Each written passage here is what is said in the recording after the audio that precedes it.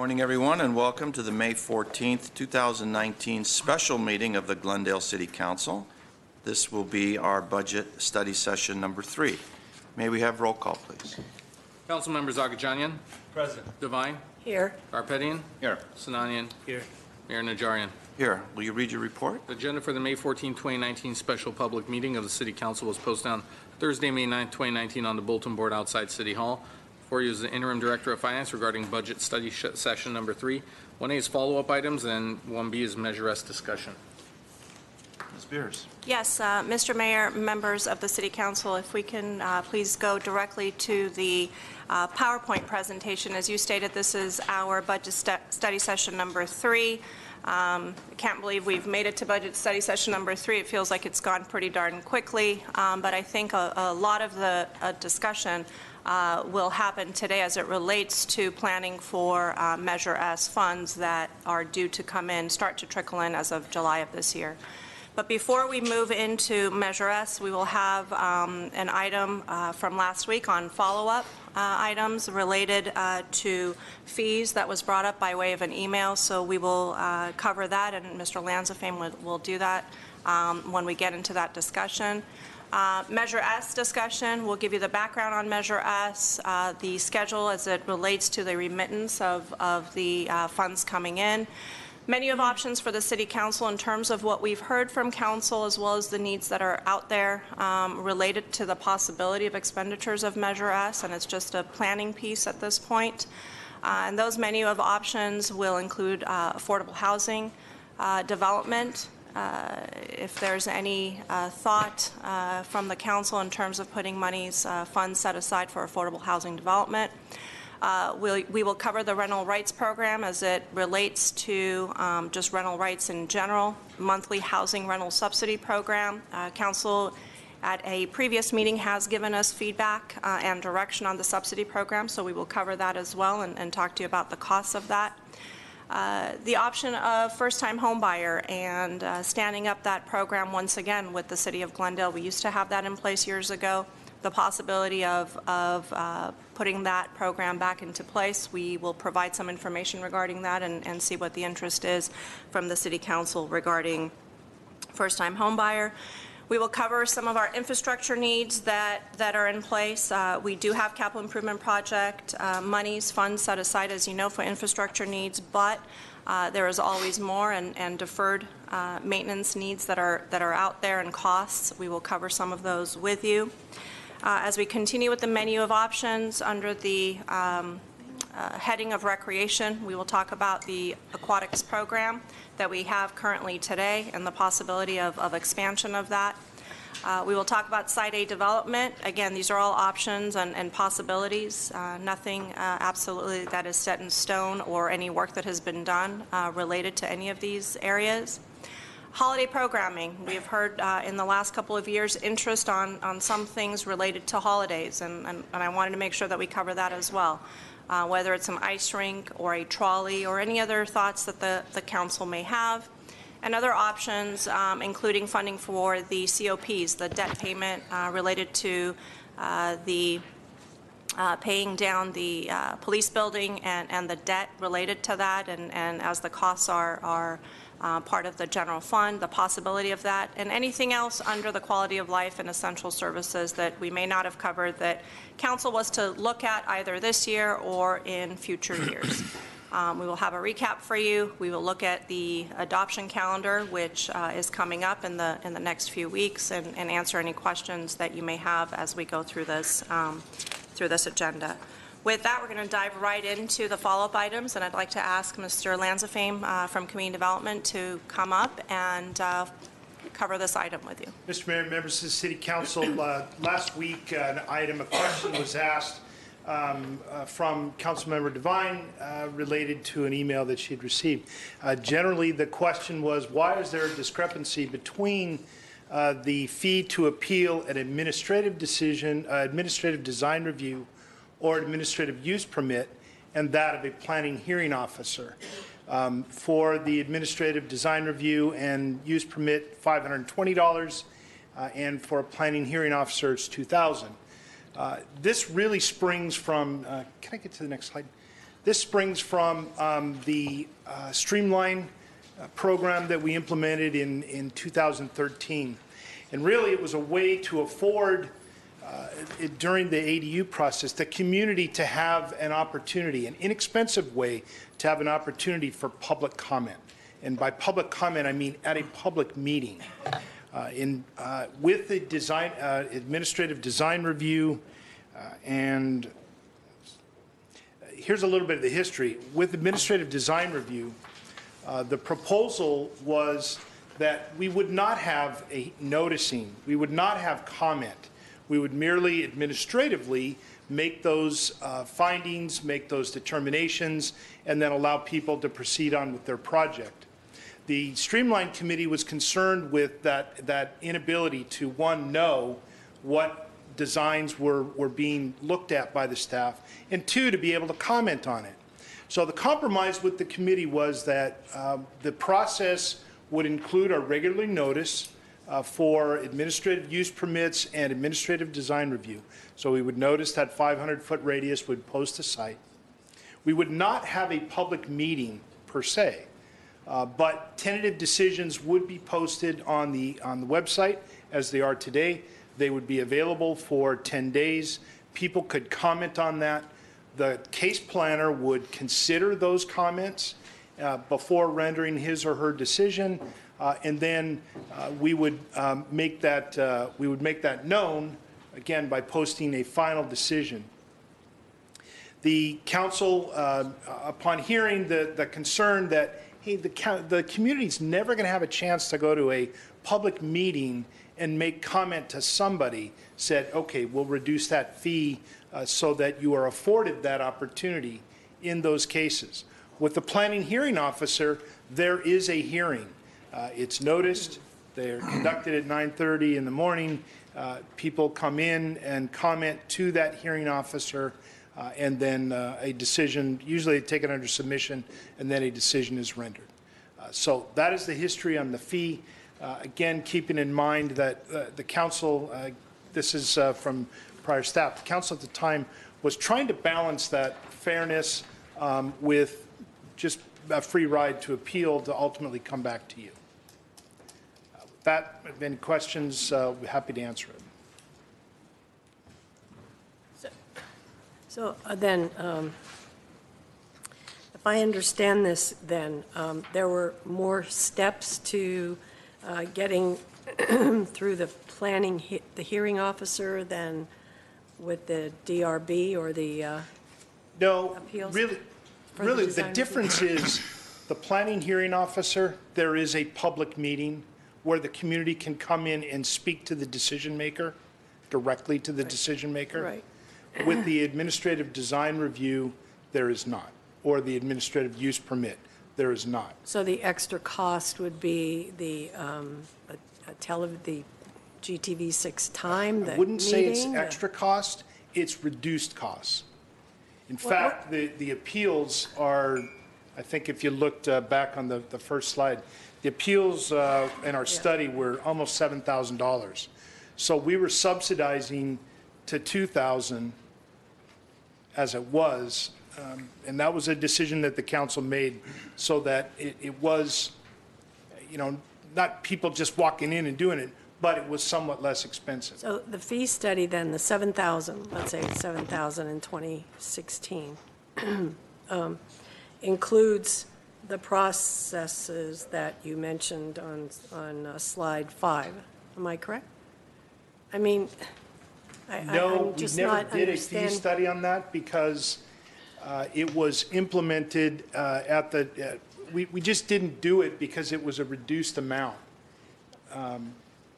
We know that an appeal, we don't know the exact number because we didn't do the study. We know that an appeal of an administrative use permit to the planning commission or to the city council costs us more than $520.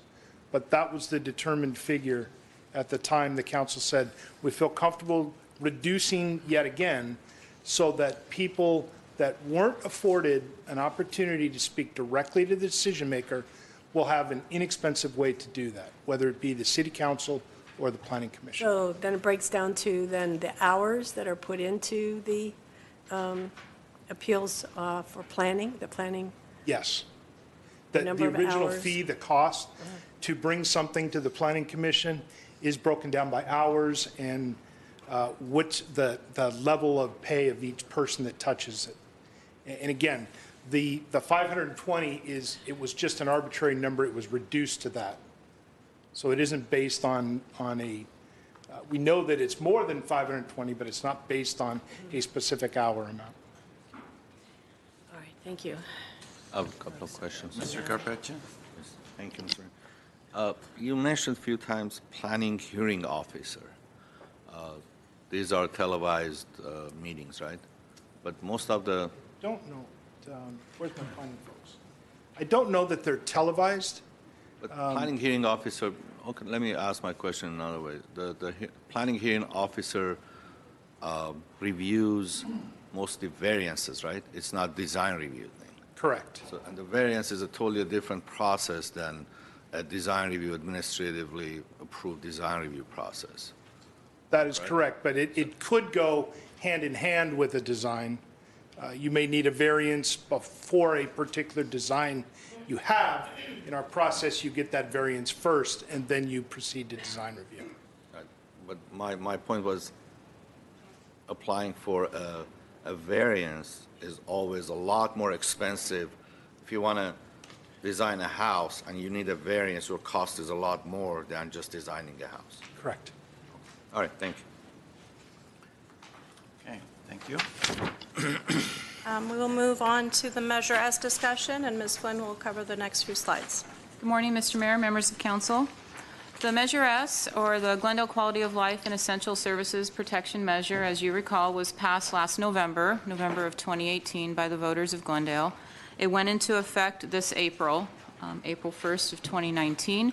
It was a 3/4 cent increase in the city's transaction and use tax, or sales tax, and that basically raised Glendale's sales tax from 9.5% to 10.25%. We've estimated approximately $30 million to be received in this next fiscal year for 2019-20, and 7.5 or 1/4 of that for this current fiscal year, since it went into effect in April. It will be separately accounted for within the general fund. We've set up various mechanisms within our system to be able to track our revenue, the revenue side, as well as any program-related expenses for the funding. The state remits the monies to us pretty much every quarter. So the way this will work is very similar to how we receive our current sales tax. And since this went into effect April 1st, the first payment that we will get from the state will be in June, and it will be what they consider an advance or an estimate of the amount. We don't know what that number yet will be. The second advance will come the following month in July, and then in August it will be a true-up to actual. So by the end of August of this year, we should know what the first quarter sales tax for the Measure S amounts are. And then that 3-month cycle basically repeats every quarter from there on out. And we do the accounting for it and the accruals and put it in the right fiscal year and report on it that way. So as we dive into the menu of options, the first one is under housing. And I believe this will be under Mr. Lanzafame's area.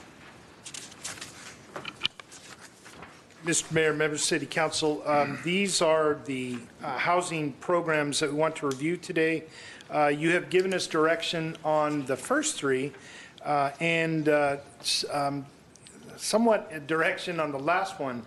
Over the years, the council has been very interested in increasing the amount of home ownership.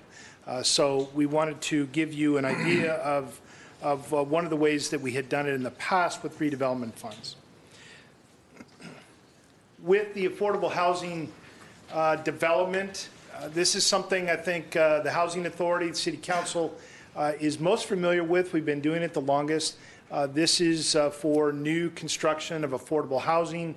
We do this, we use funds to either acquire land and or provide some gap financing. If you remember in our Vista Grande project, our most recent senior affordable project, we did both. We provided the land and we provided some gap financing to go along with tax credits. We do have two projects, Vista Grande under construction, Vista Grande 66 units, and Habitat Lomita is 6 units. That will be home ownership in the 6 units. The staff and the Housing Authority are currently pursuing land acquisition, both for, well, they would all be for future projects. We are looking at new construction for the most part, but I think if you remember, Mr. Mayor, a few years ago, you had talked about the possibility of acquisition rehab. So we will continue to look for those where we can purchase property that's already built, rehab it, and then use it as affordable housing.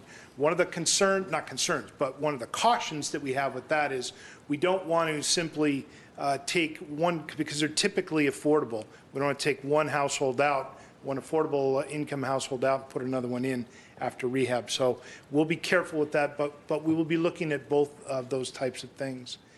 We are currently in negotiations on one piece of property that the Housing Authority is aware of, and we're identifying other sites.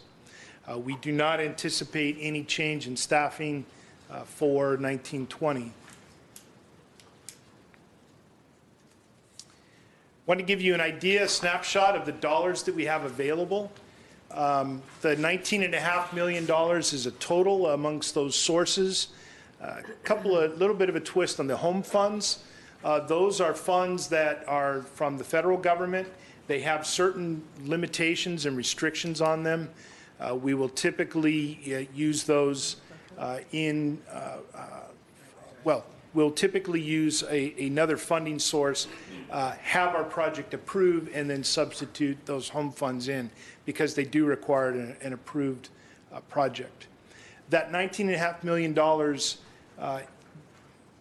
will change if we are able to acquire this property that we were currently negotiating. That number would go down. SB 532 is progressing through the legislature, and if passed, that could provide another $27 million in bond funds, former redevelopment agency bond funds, to the City of Glendale and the Housing Authority to use exclusively for affordable housing. That would be the limitation. If that happens, we don't expect those to be available until 2020. A couple of options with development that we see for you is you could either designate dollars now, set them aside, or at some point in the future, if we do have a project, land that we find available, and a project, we could come to you at that time and ask for an appropriation. It really is, I know the commitment is there for both. It's how you want to cash flow those funds, whether we have them available and bam, we go right away, or we come back. If coming back, if the funds are not available, we could also present the option to you to pre-fund with general fund reserve and then backfill at some point in the future when Measure S funds are received. The rental rights program, the cost there, this is something that we recently did. It touches on the right to lease. So a lease must be, an offer of a lease must be given to every new tenant. There is relocation that goes along with that in different circumstances, and minor tweaks to our just cause eviction policy. It was adopted earlier this year. You provided some unallocated general fund dollars to start that program, that is to get some education. We have one staff that is working now and fielding a lot of calls because as this, as more and more people become aware of this, there's more volume of activity.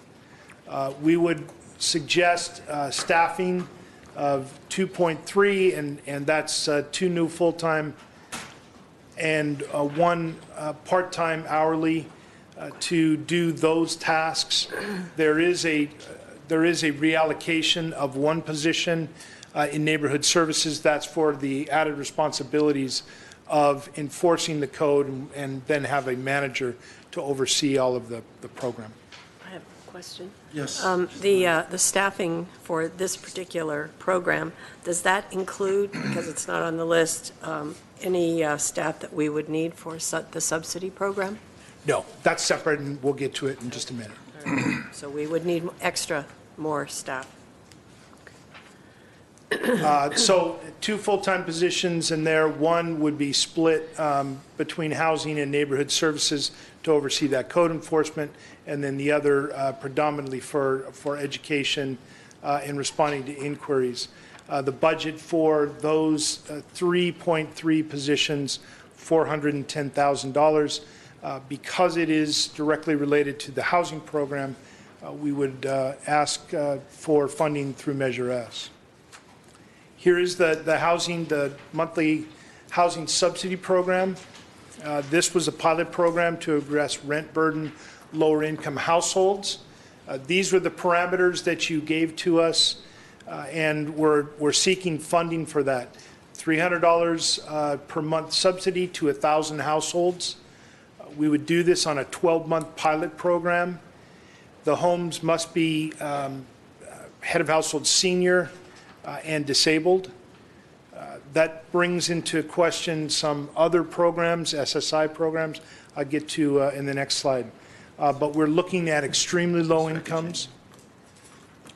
I'm worried with this 300 per month subsidy for seniors, because what I know, the seniors, if they receive any money from, whether it's their child or otherwise, whatever we help them with, it will be deducted from their monthly, whatever they are receiving from government. Did you look into it? I Yes. raised this question a while ago, I guess it was a year ago. Yes, I think what Councilmember Agajanian is referring to is those that are on SSI, Supplemental Security Insurance. It is a monthly payment to help them with all of their needs. The Social Security Administration does have an exemption for that type of income, for this type of income, a rental subsidy provided by a local government. However, you need to go to them with an approved program and all the parameters and actually get the exemption. We need to go to Staff, them? if you, go ahead. Yes. We need to go to them, or do they, the individual renters, need to No, go to them? the staff would go to them and ask for this exemption under this category of program. They have that, so it's not something new that we're asking for. They have it listed in their exemptions. We would go and make the case for that. But they need an approved program, so following today, we will come back to you. It's a much lengthier discussion about implementation policies and real details. We hope to do that mid-June, before this program would even start, and then get that approved and then go to SSI or the Social Security Administration and have that exemption taken care of. Because you're right, Mr. Agajanian, most of the people, I should say a good number of the people that are senior and disabled will have some income from SSI. So we'll want to make sure that this program won't disrupt that. Okay. The last thing, because this is a quote, general fund, we can restrict it to Glendale residents, and that was the direction that you gave us, those that are rent burdened. So in other words, their rent must be more than 30% of their total income. Those are the parameters that you gave us. We'd like approval on that today, and then we will be coming up with those procedures, and we'll get them right back to you so that we can take care of any issues with SSI. Again, it's a 12-month program, but we'll be doing it over 2 fiscal years. We won't get started until the latter half of this, and we'll go into the first half of next year. We would do this much like we do the density bonus programs. So we'll have an open enrollment, we will do advertising, we'll take in those applications of people that have those qualifications, then we'll do a lottery, again, much like we do the density bonus, We'll select the 300 households. Certainly be picking more numbers than that because we will have to income qualify and make sure they meet all of your parameters for the program. This ask is a very question. much like, I'm sorry. So let me ask a question. So do we have the discretion to set the qualification age? I mean, seniors is what now? I mean, you get your AARP card at 50. Speaking for myself, I think this should be targeted at the 62. 62. We can't push that to 70? I'll ask. Do we have could that discretion? Make that older? I think you have. We the do full have that discretion, or set whatever age we, As far as I know, we would look at it as we bring that item back, but, you know, this is a local program, so we'll have a lot more local control over it. when would the details, assuming we go this way, when would the actual details of this qualification come to council? We are planning to be back June 11th. Okay. We would go through the income restrictions, the lottery process, the age. Oh, I'm sorry. I thought, when would we be back with process? May I have the Yeah, question?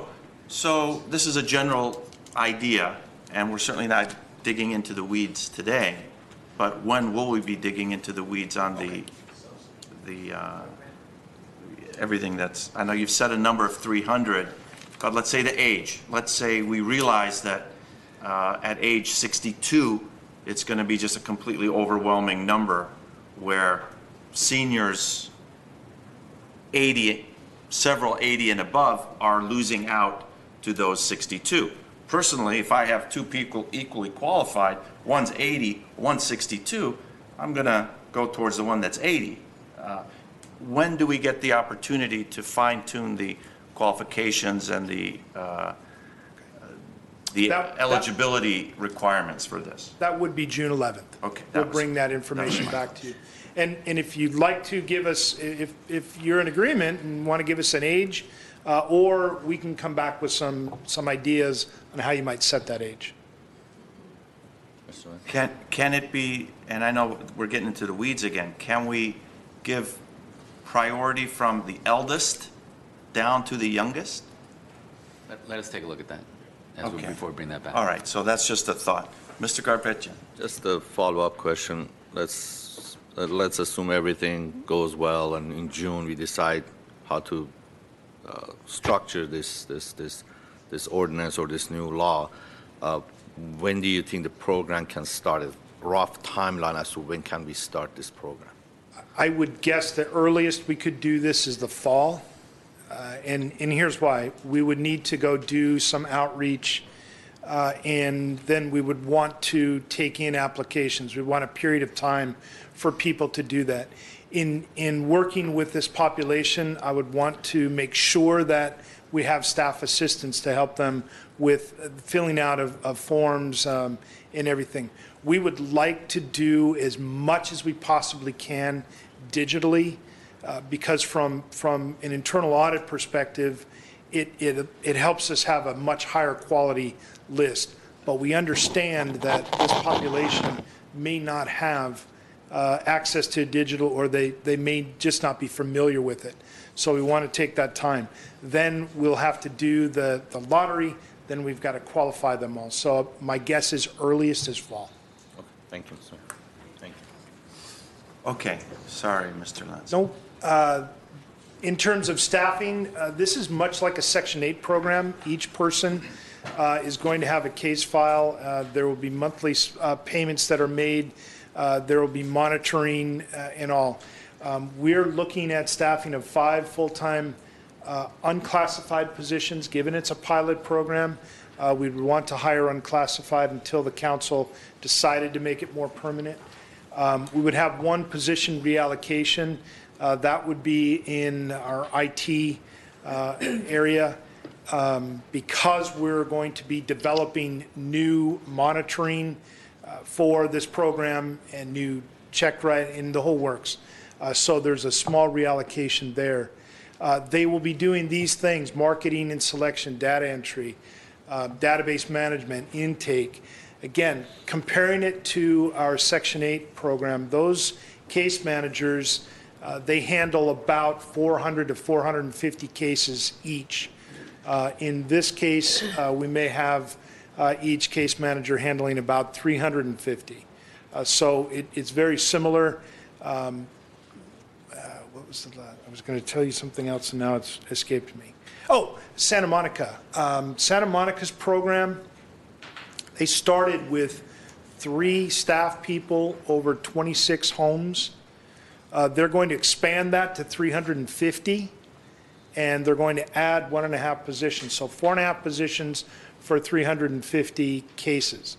I'm very proud of my staff.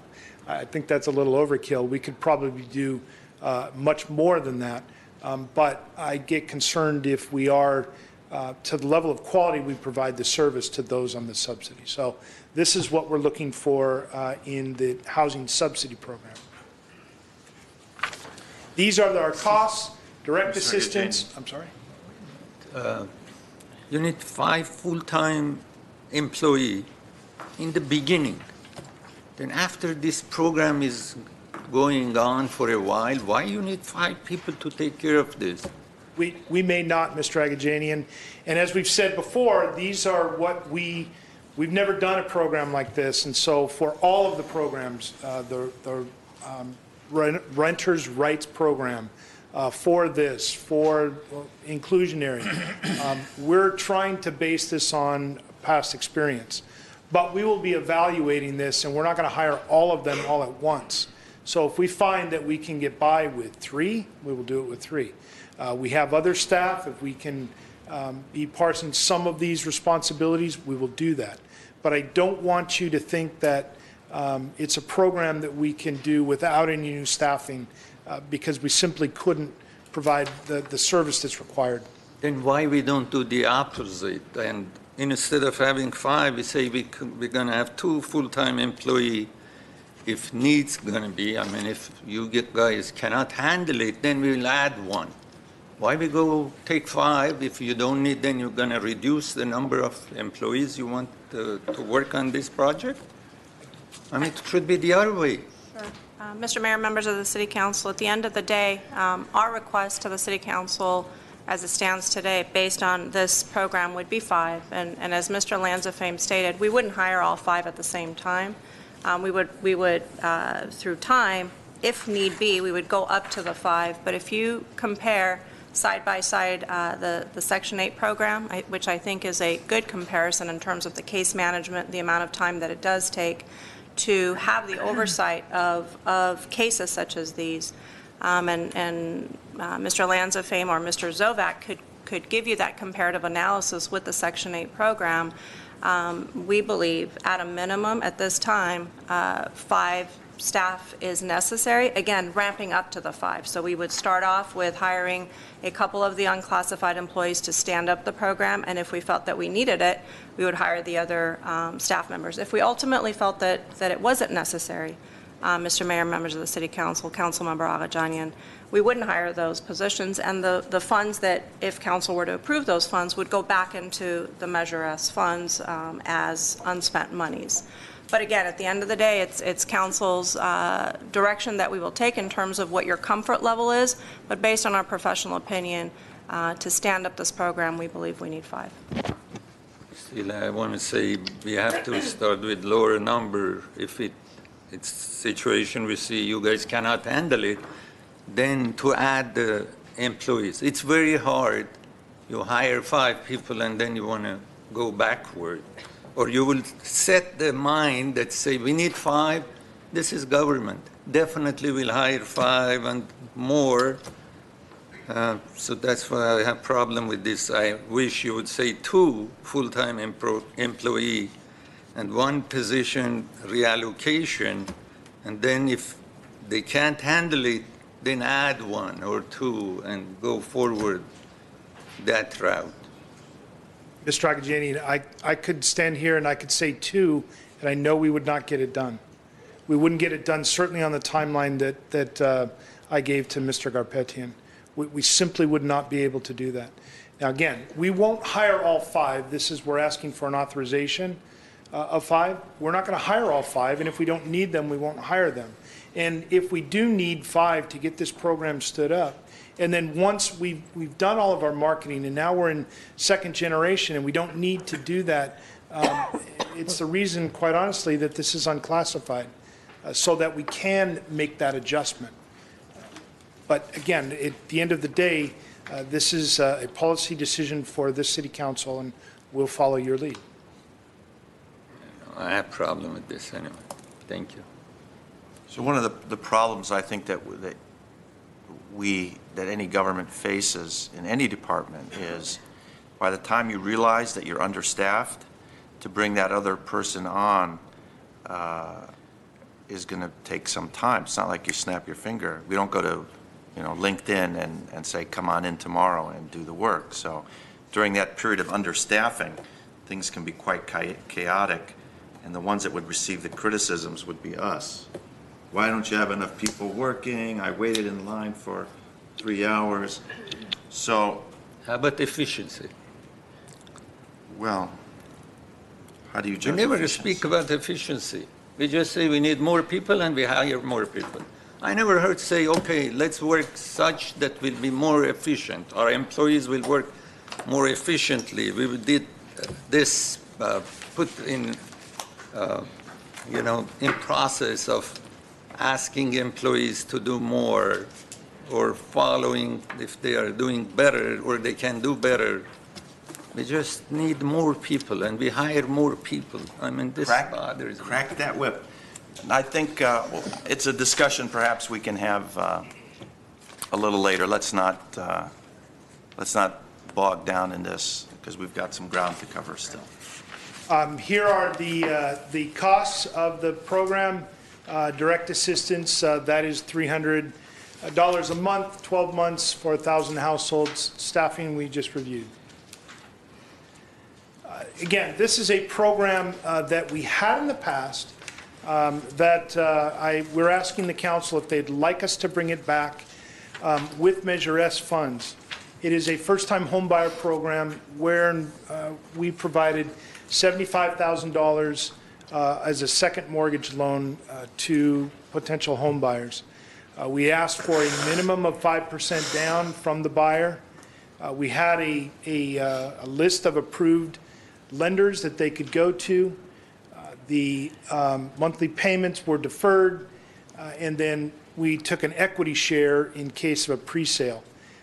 The loan would be forgiven if the homeowner held the property for 45 years. This is, again, a program that we had done in the past, and it is in response to what I have heard council say many times, that they would like to see more home ownership in the city. Mr. Sinani. Mr. Lanzafame, how did that program perform in the past? It was very successful. We had, I want to say, more than 200 during that time that we had that in redevelopment. That ended in 2012. With the end of redevelopment, is that the reason we terminated Yes. the program? Yes. On this, we would suggest an initial 10 loans. Council could do anything in between if you want to see how it performs, how it works. But we wanted to give you this option as a way to say we're trying to cover all, including that missing middle that you keep hearing about. People that can afford a mortgage, they just can't afford the down payment. The 5 payment down is not an additional 5 payment down, right? It's just 5%. 5% Period. minimum, right. Most home purchases ask for more than that, don't they? So this is kind of a formality? You know, it's anywhere different product. 20 years ago when I bought my house, I was able to put 5. You've got your mortgage insurance on top of that.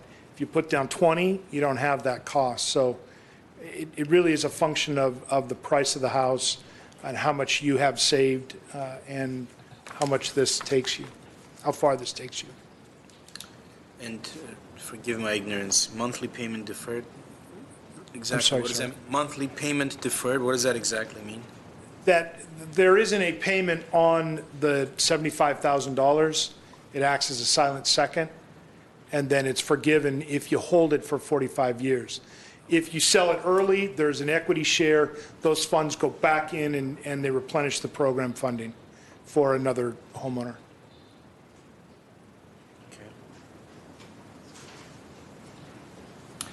And I just want to be careful on this program. Being the old timer on the dais, I do recall a situation which a high-profile elected official abused the program. I don't want that to occur. I don't know how that happened. Mike Garcia was a wet behind the ears assistant city attorney at that time. So I want to be careful that we don't get burned the way we got burned. In my opinion, we got burned 12 years ago. Perhaps it was even further back than that. We will work. So maybe we need a case study as to see what happened and how we will prevent that from happening again. We will I'll work with discuss it the, in private and see me after the meeting. we will work with the city attorney's office to put as many regulations. Safeguards. Yeah, we need safeguards in some place. safeguards on that because So it's not it something. was as much our fault, I think, as it was anyway. Okay, thank you, Mr. Lorenzo. Mr. Carpet. Yes, I know actually three families that use this program, and it was a great program for them. It helped them get on their feet, and and as far as the down payment, that 5% is what they have to come up with, right, on top of the 75,000, including minimum. Right, the minimum they have to come up with 5% down payment, and we basically invest up to 75,000. Correct. And if they sell it sooner than 20 or 45 years, then we get our share of the profit. And the 150% AMI, if it's 60,000 or 90,000 here, I think that's good. And I think we can use this program to encourage entry-level homeownership builders to start building more, because they can team up with the city somehow, and we can talk about the options for them, because that's what I've been talking about for a long time, entry level. So, And one other, I would say that we would like to look at, staff would like to look at land use tools to help in conversions, condominium conversions as entry level, and pair it with this program. And that may be a way to a safeguard that people that are coming out of, because again, we don't want to displace somebody in an affordable unit just to make it affordable again to somebody else. Okay? thank you. With that, Mr. Mayor, we will move from the affordable housing discussion to infrastructure needs, and Mr. Emrani will take you through the infrastructure items that are listed in the next couple of pages. And again, these are items as it relates to deference that has been in place. As you know, we have a pretty well-established capital improvement program, but that capital improvement program has diminished through the years just based on funding options. This would help us through the years. Again, looking out into the future, nothing that has to happen today, looking out into the future, what we may need to look at in terms of the needs that we have within the infrastructure. And with that, Mr. Emrani. Thank you. Good morning, Mr. Mayor, members of council.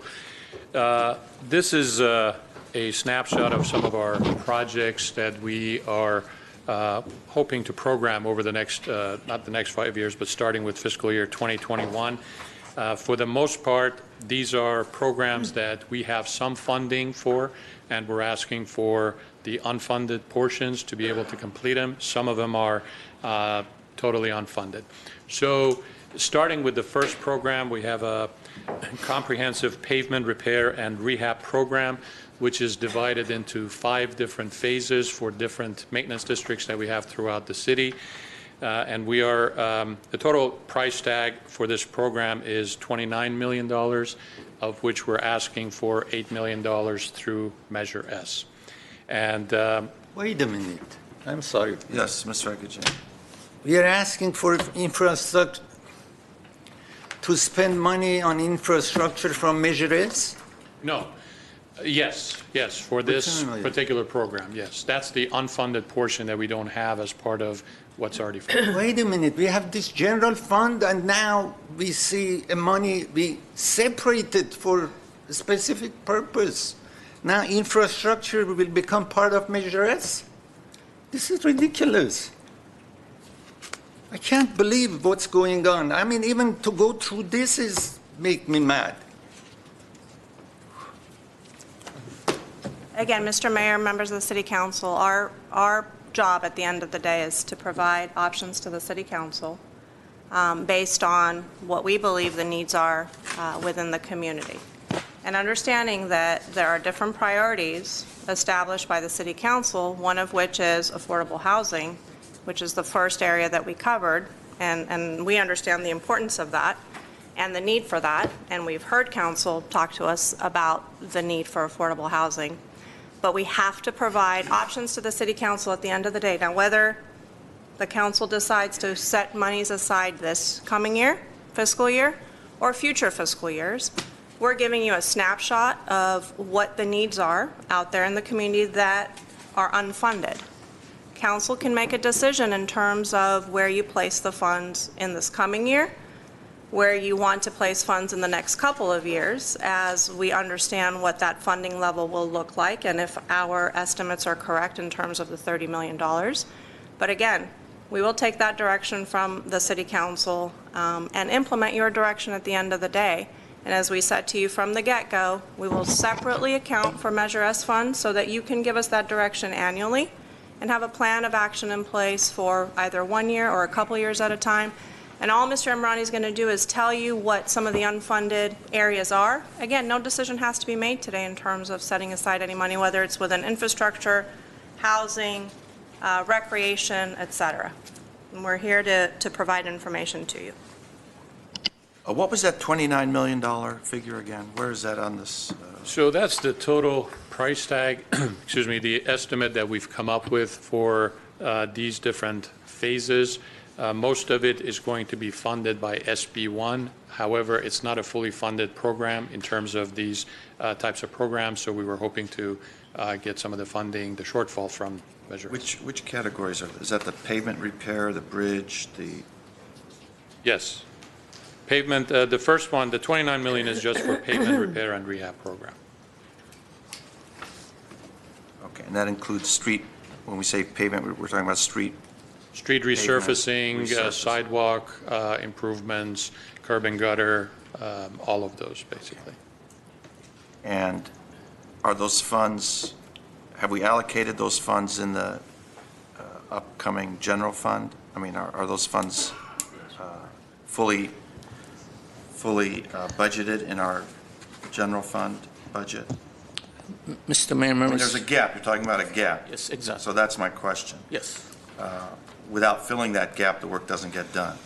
Or it gets done partially, or how does that work? Mr. Mayor, the work will get done partially, and we will, as I have mentioned before, we will get the capital improvement program implemented, but without the additional funding, it will take longer to implement the entire program, obviously, with the limited funding resources we have.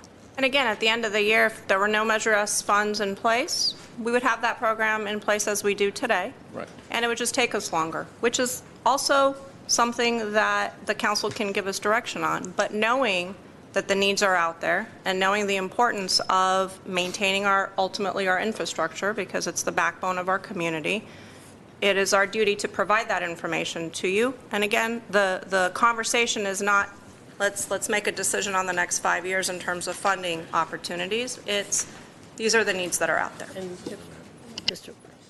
Mr. Carpenter? Yeah, I hear Mr. Agajan, and I understand his frustration. When I looked at this basically plan, a 5-year plan on infrastructure is $81 million, which is 8.1. no, total $81 million for all of them. All of the infrastructure needs in 5 years is $81 million. and our Measure S funds, our estimate will be $150 million, so it's more than half of the 50 or 60% of Measure S funding. This is a program. This is just the idea. It's not to be decided today. So I was kind of shocked by these numbers as well. But my question is, as far as we have two big ticket items here. One is 134 freeway ramp widening. Is it part of the city's responsibility to widen the ramps, or is the Caltrans? Mr. Mayor, Member City Council, Councilman Garpetian, freeway on and off ramps are under the jurisdiction of Caltrans. Okay. They currently don't have any plans for widening these ramps. So if it was the City Council's desire to create more capacity, then we will work obviously with Caltrans, because we have to get their permit anyway, and maybe some kind of funding mechanism with them, partnering with them, that we can share the cost of it, just to accelerate that process. Otherwise, Caltrans don't have it on their plans for the next 5 years. So this is what we would like to do. It's not part of their plan. Okay.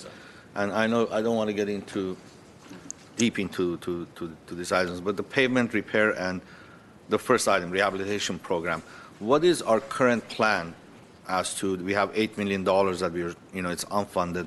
What is our plan if we didn't have Measure S? What's the length of that program that we have in place to complete these repairs?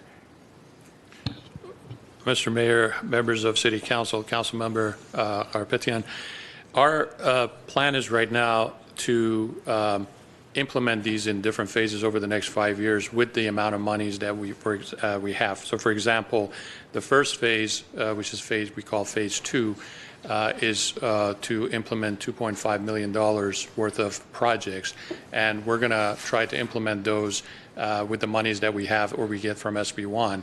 However, if we have any shortfalls in there, then we're going to delay or not do as many streets or as many sidewalk improvements, and we're going to try to prolong the duration of it, and make do with what we have, basically. Thank you. Thank you, Mr. Mayor. Ms. Devine? Yeah, I just wanted to make a general statement.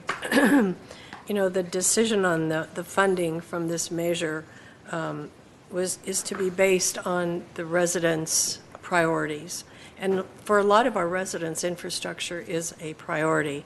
And there are a lot of issues in our community dealing with infrastructure that need to be addressed. And so I think it's, it's good that we look at this. I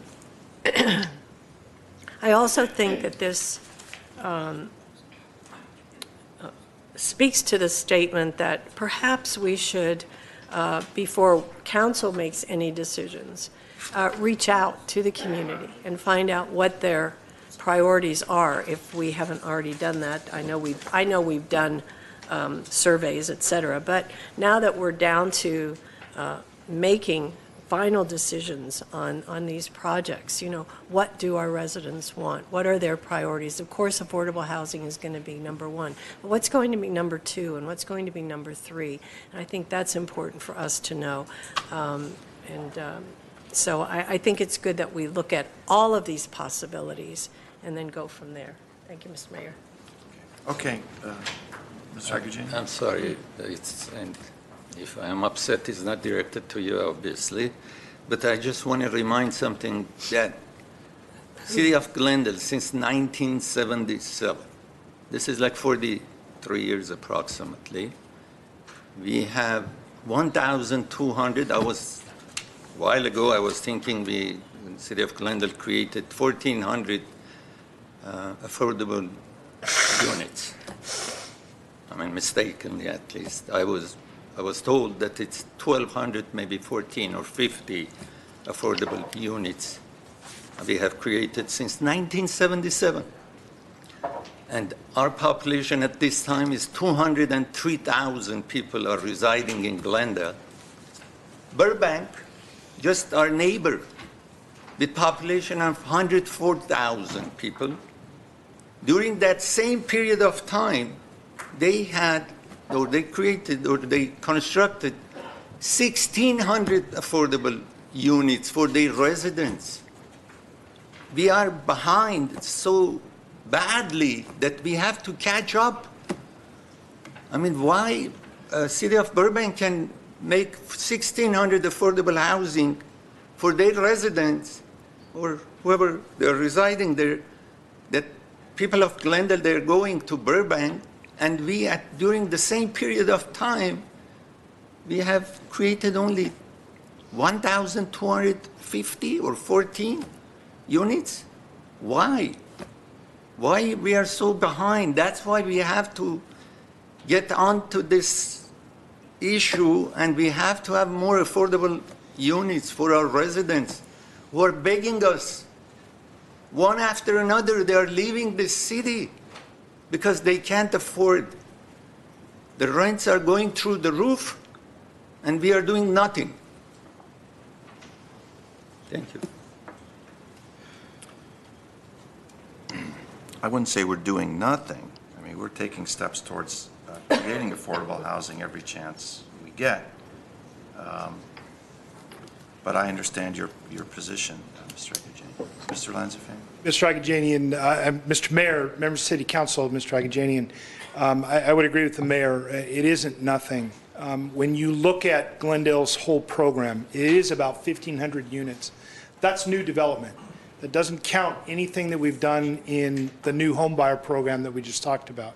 It doesn't talk about what we called Life Wrap, was a program that we had, Vet Wrap. Those were two programs for people, non-military and military veterans, that combined with education to afford them the opportunities for better housing. We had at one time a rehab program, so that as people age, they could age in place and rehab their home to put in ramps or what have you. On top of that, the City of Glendale administers over 3,000 Section 8 units. When you look at all of that in total, there's about 4,500 households that are being served, almost 5,000 households that are being assisted here in Glendale. So I understand the frustration. When you look at the project that we're building right now, 66 units, that's taken us from the time we had a developer and tax credits 2 to 3 years just to build it. So when you look at 1,500 units, that's an average of 30 to 40 units a year. Not enough, but it's not nothing either. And so I put the comment in perspective. And Mr. Mayor, members of the City Council, as we go through the themes, again, of today in terms of affordable housing, and we're hitting on infrastructure for this portion of the presentation in terms of the themes, again, these are, programs, infrastructure needs that we need to get to at some point. It doesn't mean we have to get to them today. And so Mr. Amrani will cover the items that are on here in terms of themes and go over them, and so that council is aware of what the needs are out there. And again, no decision has to be made today in terms of what's coming forward in the next few months. With that, Mr. Amrani. Thank you. So the next item is the annual bridge maintenance program for a total of $500,000, $100,000 per year. This will involve looking at and fixing some of the maintenance issues that we've had with about 11 bridges throughout the city. The next one is, the next item is replacing the internally illuminated signs throughout the city. This is a program that's going to be divided into 2 phases for a total of $600,000. We have next ADA curb ramp and sidewalk installation and replacement repair program that is divided into 3 phases for a total of $2.5 million. Excuse me, $2.5 million. And then we move to some facilities programs. We have a comprehensive elevator modernization which is looking at replacing several elevators in different facilities that we have for a total of $1 million. Continuing on with the facilities theme, we have City Hall improvements, which is mainly improving and making them more ADA accessible for a total of 5 restrooms in City Hall. And then the last item on this page is the seismic upgrade of all of our fire stations. There are a total of 9 stations, and we are estimating about $8.1 million to do that retrofit program.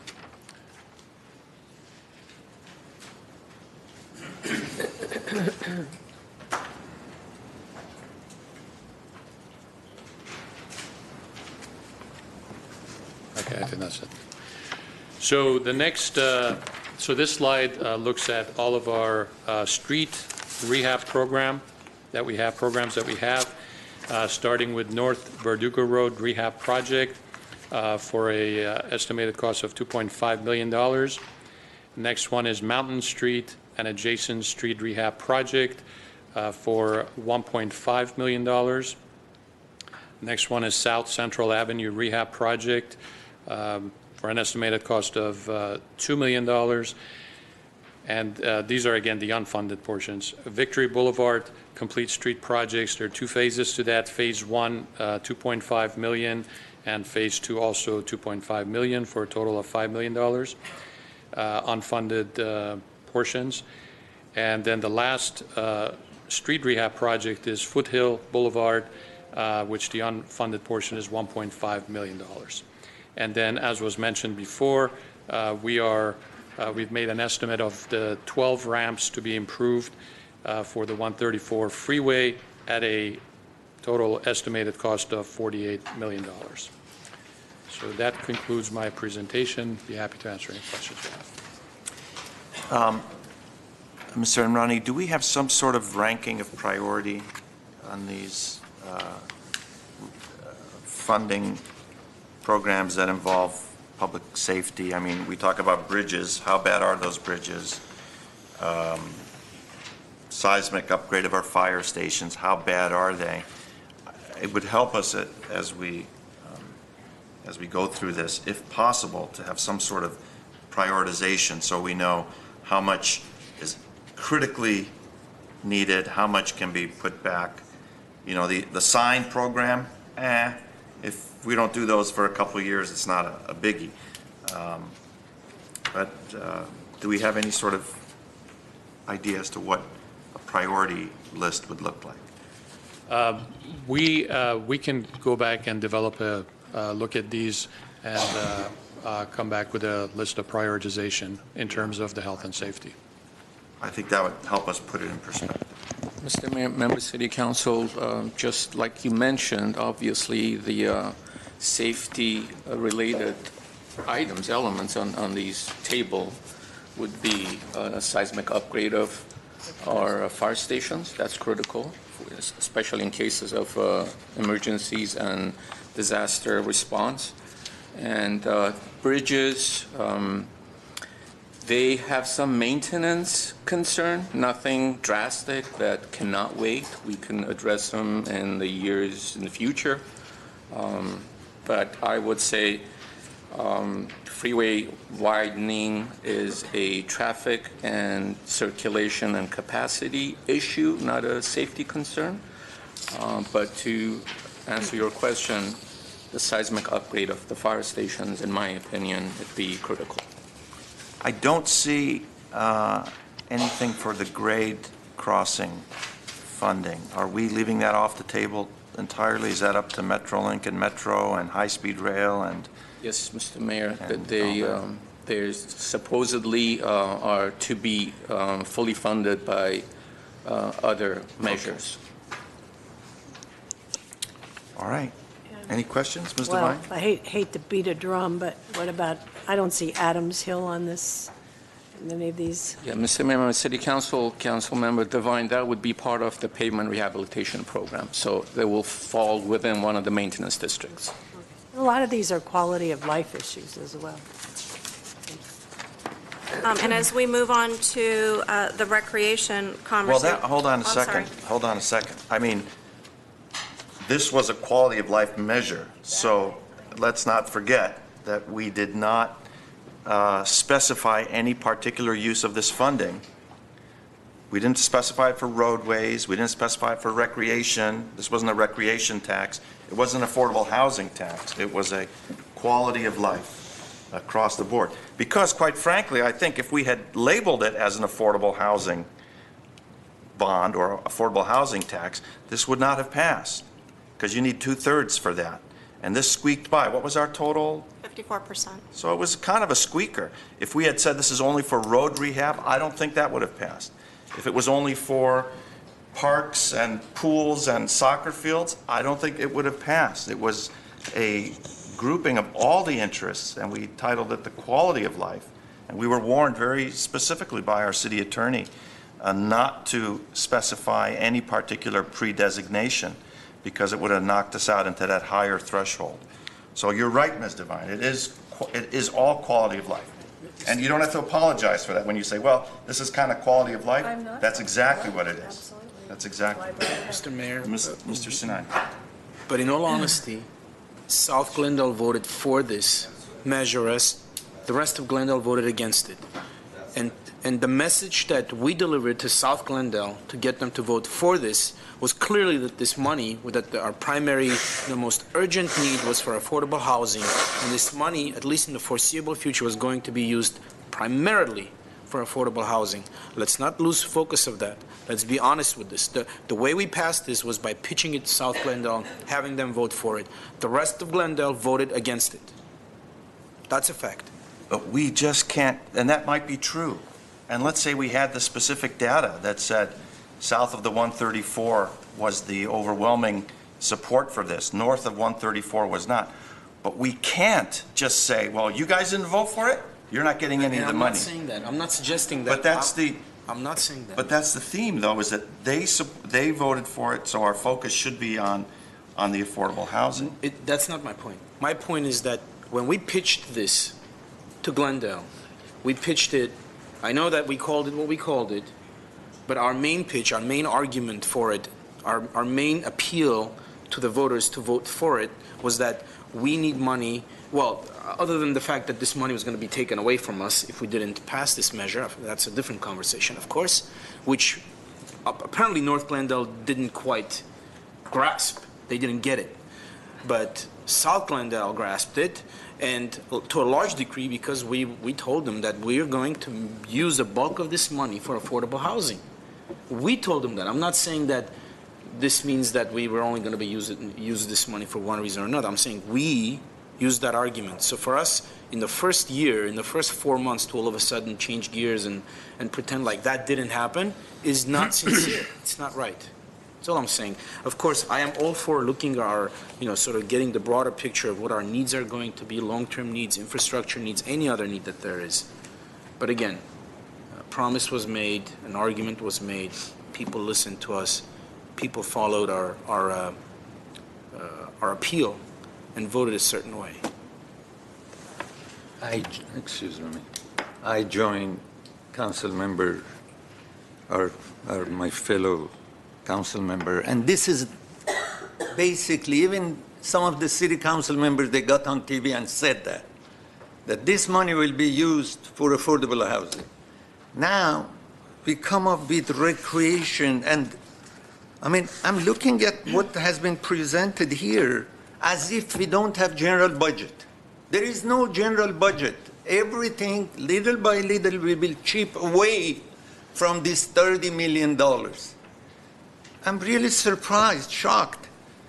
We have general budget. We have $220-some million of general budget. And little by little to come through this $30 million and take it away from what we have promised is ingenious. And this is, I'm very upset with what we are going through. I mean, you want to put it all towards affordable housing? Because I'm not for that. If that's what you're saying. That's at least we have to do it for the first year. We are behind, as I said. We made 30 affordable units per year. 30.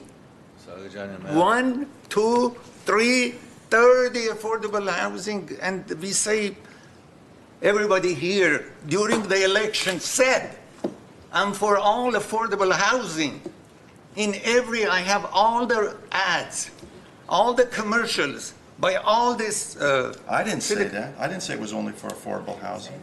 I'm saying during the election, they all were pitching, we were gonna make more affordable housing for. Yes, yes, affordable housing is. And now all of a sudden, this money, the $30 million gonna go toward infrastructure, they're gonna go for Listen, we have an recreation. obligation to all the residents of the city, not just those that are rent impacted, to all the residents, whether they voted for it or not, because everyone is paying into this fund. Is affordable housing a priority? Certainly it is. But is that our exclusive mission? I don't think it should be.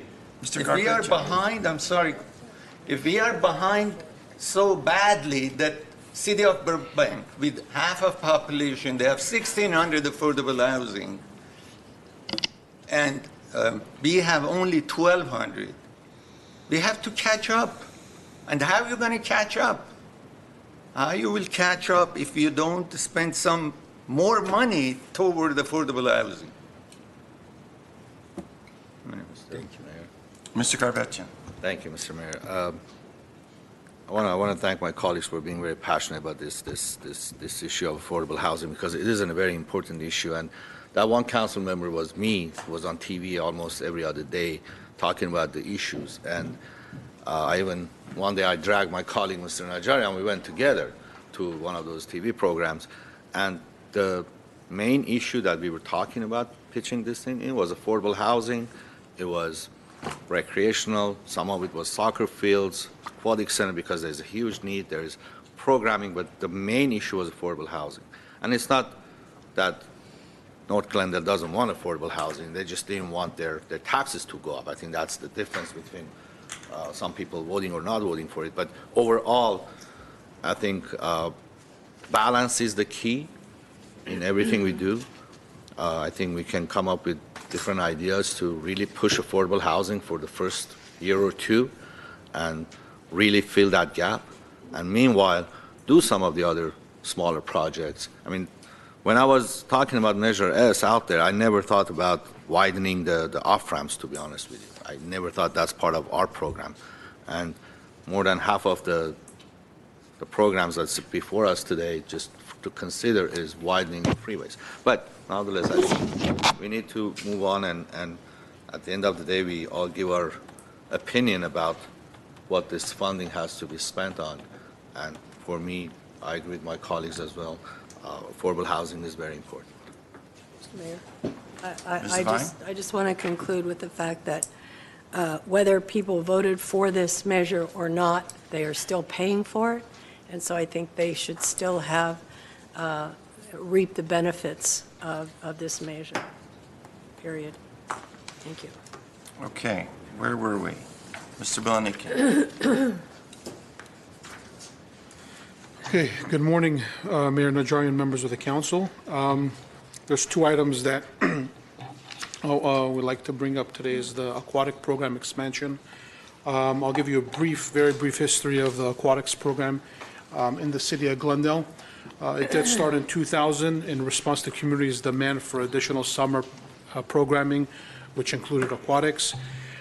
Programming of summer of 2000 included the former Pacific Park Pool, Hoover and Glendale High School pools. And after summer of 2000, the Pacific Park Pool was demolished to make way for the Edison Pacific joint use project with Glendale Unified. So the city continued to use all three pools, Glendale High School, Crescenta Valley, and Hoover High School pools. And in 2011, the new Pacific Community Pool was opened.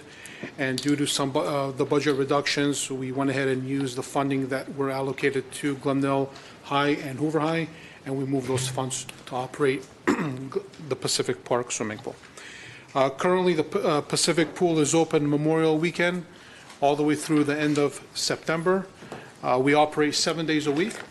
7 days a week, starting 8 in the morning till 10 o'clock at night. We expanded our hours this last summer to operate till 10 o'clock. We added some security lighting and added some additional classes and increased our lap swim for summer of 2018.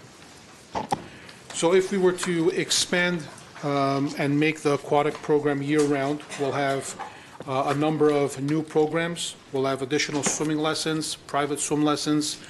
We'll have a master swim club. We receive a number of requests to use the facility, to rent the facility year-round for club water polo, club swim team. We have private high schools and middle schools and grade schools that ask to rent the facility for a small fee. We'll have that available year-round. We hope to operate, if funded, Monday through Friday, 6 a.m. till 10 o'clock at night. The current cost to operating Pacific, May through the end of September, is $489,000.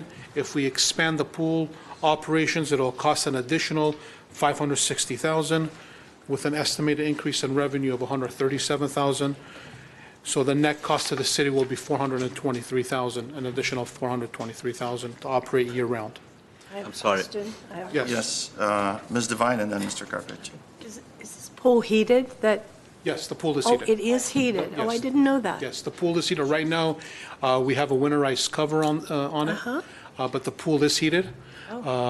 We keep it between 82 to 84 degrees. So that's, then the heating of it is included in this? Everything, A to Z. The utilities, the staffing, the supervision, chemicals, A to Z is in this budget. Mr. Carpich. I know you mentioned it, but can you tell me what the expansion hours are? Expansion hours, we would like to start 6 o'clock in the morning till about 10. And my next slide. 6 a.m. to 10 p.m. What Yes. is it now? Right now, it's 8 a.m. to 10 p.m. Memorial weekend through the end of September.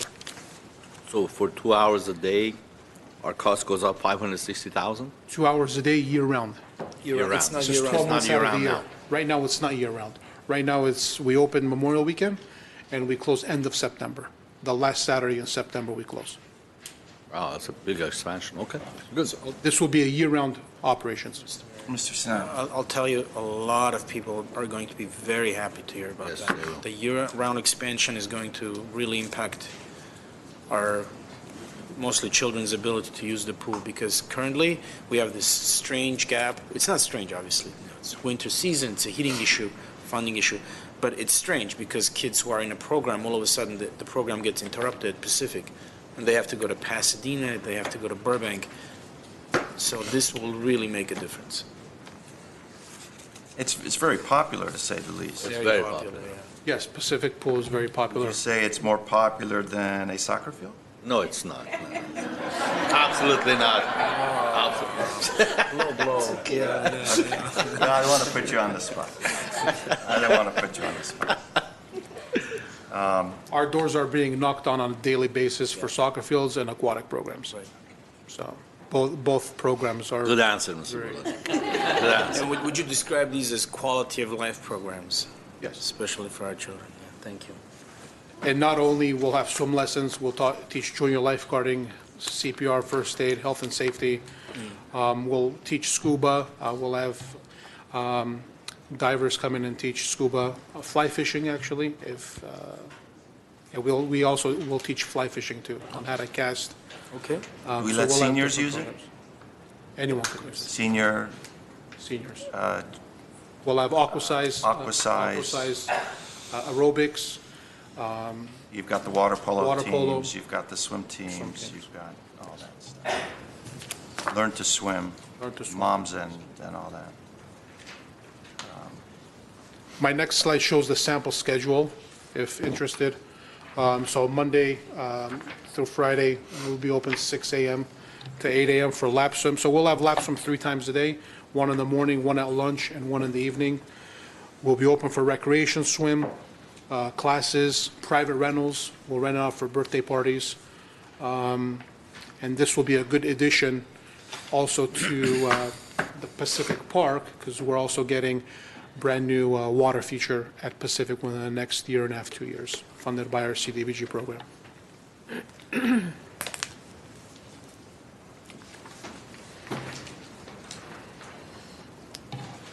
The next item that Mr. Belinikin is going to be speaking about is a moonshot regarding Site A development. So I want to preface it by saying it's a moonshot in terms of putting information out there in terms of the possibility that we may have based on land that we have, but a lot of pieces would have to come together for something like this to occur. But we're providing the information to you today so that way the moonshot, the possibility is out there and you're all thinking about it, and you can possibly see what options may be available to us, whether it's through Measure S down the road or other funding opportunities in conjunction with funding that we might have here in the city of Glendale. So with that. Thank you. Yes, as Ms. Spears mentioned, there are a number of funding opportunities, one being Measure F if council approves. We'll also look at Measure A funding through the LA County Parks Bond, Prop 68, the State Parks Bond, and also our DIF funds.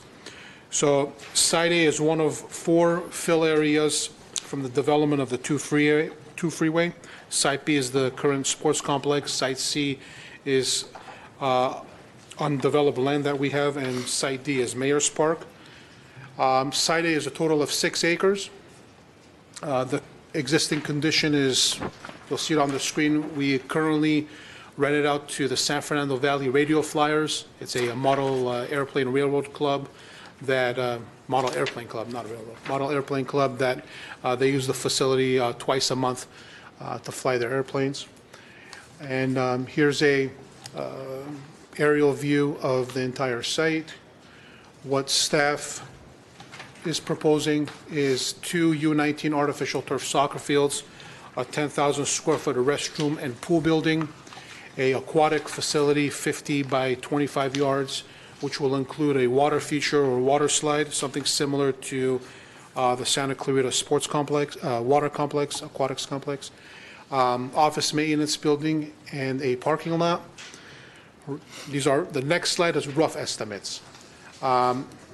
35 million. We're estimating the site work to be 12.5 million. Aquatics complex 11. The 2 artificial turf soccer fields lighted. It'll be multi-use. We'll have lacrosse, soccer, football at 3.5, and soft costs, which will include the CEQA EIR, 8 million. Oh, look at this. The cost of 2 soccer fields are 3.5 versus the aquatic center 11 million, Mr. You're putting a I will put a counter. I'll put a counter. I challenge. On a soccer field, you got how many kids? 22 plus a ref at one for a whole hour and a half. In a swimming pool, I guarantee there's many more than that. But why is the cost of those fields quite low compared to, we were looking at Cerritos or something, wasn't it, for 5 million? How did we get 2 for? The 3.5, Mayor Najarian, members of the council, the 3.5 is actual cost of the field. With Cerritos and Wilson, we're also looking at soft costs, the EIR, the planning. Okay. I'm combining the planning under the soft costs. With the soft grading. At grading, yes. Landscaping, irrigation, Okay. parking. Yes. And let's sort of discuss that a little bit. When we say moonshot, it's a moonshot in terms of the dedication of funding, but there's other issues as well, such as access. Access. Right now, currently, the access would be Fern Lane.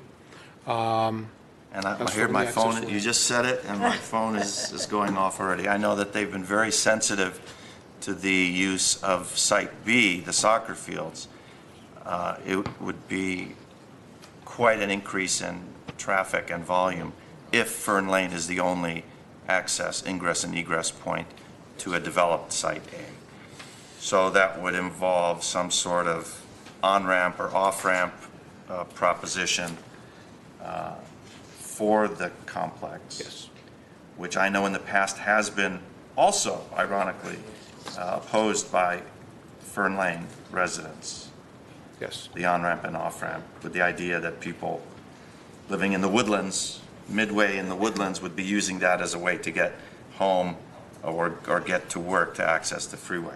So that is certainly some of the challenges that we face with that. Very well. But it's a nice, I mean, I like the design. It certainly would be a welcome addition. It would really put us on the map in terms of recreational facilities. But- Okay, thank you. Any other comments? I think we all like it, right? It's just a Yeah, matter of, yeah, can we yeah. get there? Yeah. That's, That's why it was And- indicated that it's a moonshot. Yeah, yeah. And the 35 million did not include anything about freeway access, right? No. No, Just It the does not. access road. just the access road, yes. Thank you. And the other piece of it, Mr. Mayor, members of the City Council, as you know, the conversations offline we've had with the school district regarding the pool project that they're working on at Glendale High School has moving forward with the school district. Hoover High School, though, is another area that they are focusing on in the near future. You know, the possibility of partnership down the road has always been part of a conversation with us as well as Glendale Unified School District. And I know they have some funding set aside for the Hoover Pool. And, you know, down the road, if council was interested in looking at that as well, that is something that we can look at and look at what the costs are associated with it. We have some rough estimates, but that's also another area where we can partner with GUSD down the road. can you get us some information on the dollar amounts and Sure. what it would get us with a joint use project? Yes, we Or a- can. I mean, a again, contribution with GUSD? peripherally, we know that they have, I believe, $4 to $5 million set aside for that project. If the project were to be a 50-meter pool, our understanding is that the cost could be $12+ million based on the locker room facilities, et cetera, that are needed, and moving the pool from where it may be located today to another area on the school site. That can also be accessible by folks from the community and not just the school when the school is closed. And so, you know, you're looking at $12+ million possibly for a pool that would be Olympic size at Hoover, if that's something that GUSD ultimately does. And if that's something that we would be interested in partnering with them, you know, that's something we could look at. Okay, thank you. Thank you. This next area, yes, is holiday programming, and Mr. Belindican will also, sorry. We do the they're fun calling stuff. about this. Yes, holiday programming, things that we've heard from you in the past, and areas that we have had a pilot in place, such as the trolley, again, bringing this information early on, so if council does want to move forward with any of these items, whether it's through funding associated with Measure S and/or from the general fund reserves, this would be a good time for us to know moving forward. We're going to cover that with you in the next few slides. Thank you, Mayor Najarian, members of the council. As Ms. Beers mentioned, the last couple years, we've been receiving a few requests on why we don't have a holiday ice rink during the holiday season. So what we did the last few months is look at possible locations on where we can put an ice rink during the holidays. So we did look at a number of parks, and the best site that we think is feasible is the Isabel lot right here at City Hall. We met with a couple of the vendors, and they would like to operate between 5 and 6 weeks, November 22nd to January 5th. They'll install and set up a 4,100 square foot ice rink, operate Monday through Friday, 10 o'clock till 10, and then weekends 10 o'clock till 11, and then weekends weekdays during school 2:30 to 10. Total cost for the vendor to come install the ice rink is $358,000. Utilities and generator rental, 50. We'll have porta potties, marketing, permits, fees. The annual cost would be $458,000 to have an ice rink between 5 to 6 weeks. There will be a one-time electrical upgrade if we decide not to rent the portable generator of $90,000. The total first-year costs with electrical upgrades, you're looking at $548,000, which would be offset with some revenue of $150,000. We did look at Central Park, the library parking lot. That area would generate a large amount of foot traffic, but due to the Central Park master planning and the Armenian American Museum coming in, we wanted to have a location where we can have the rink year-round, yearly, and have a set location for the community. Yes, This is Mr. the Carpet. parking lot across the street from Police Department, right? Yes. Okay, right behind the Right city. behind the park, right behind Parks office, Parks admin. Right. And there's a fee attached to this. Have you, I'm not good at these numbers, so what would it be per, what are you figuring per person? It'll be per skater. I believe it's between $17 and $20 per skater, which will include ice skating and also the rental of the skates. Gotcha, okay. Mr. Jean. On page 37, not that I'm enthusiastic about this, but there is a problem with it. Duration, it says 5 to 6 weeks, November 22nd until January 5th. So January 6th is the Armenian Christmas. Why it should be stopped on January 5th? This is just the program. I mean, we can extend it to January 10th. January 15th if you will like. extend, but the way you you have written here, then it's going to go away with that date, and they will the cutoff date will be January 5th. So I just want to make sure We can that extend it. This was an example. If we want to extend it for, yeah. all right, thank you. Okay. Does it matter, do weather conditions have any effect on the As long as there's no lightning, Success. we should be fine. lightning? Lightning. Skate in the rain. You can skate in the rain as long as there's no lightning. 90-degree heat. You should be fine. The generators will hold the ice in place. Yeah. They just How have about liability issues? Anything? liability issues. They're fully insured and they have to meet City of Glendale requirements. Mr. Sinai? Yeah, City of Burbank does this every year right behind City Hall, and it's a small lot just like this lot, and I mean, they have all those issues too, and apparently they do it year after year and very well attended. I think if you think of the density around City Hall, it's a much higher density than Glendale's, Burbank City Halls is. I think attendance will be much higher. The price point may be a concern, $17, but I assume that's sort of the industry standard. It is what it is, unless we subsidize that, which I'm not advocating for at all.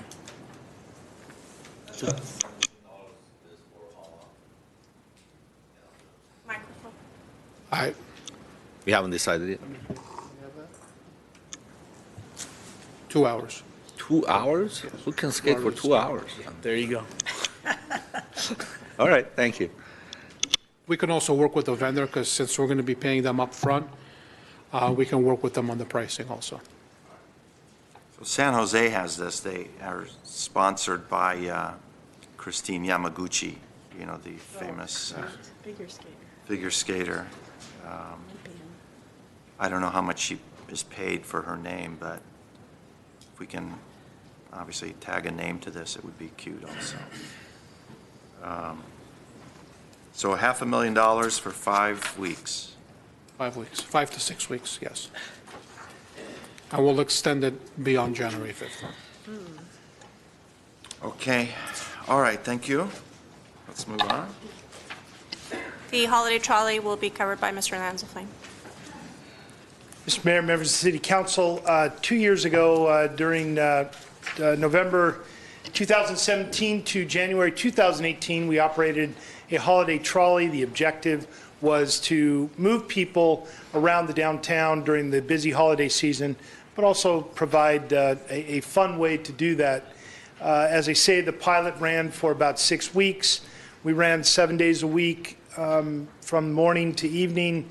We served almost 19,000 riders. About 5.6 per hour is our average. Our cost, $107,000. If you recall, we leased the trolleys for that period of time. The main cost was in operations and marketing. We wrapped some of the buses with some branding. We wanted to bring this back to you to see if there was a desire. We did last year. At the time, the council looked at the general fund and decided that there were other priorities. We wanted to bring this in tandem with the holiday programming. I will say that if you wanted to purchase the vehicles, we do have AQMD money. They're about $100,000 a piece, and we could fund that with AQMD dollars. But I will also note the operations is the real expensive part of this. That would then be something of a commitment every year to do this every year. The other issue for us would be storing those trolleys when not in use. We don't have a barn right now, and I know that the maintenance facility that we're building down off San Fernando Road is tight already. So some considerations for you as you deliberate on this. Yeah. And Any questions, be happy to answer.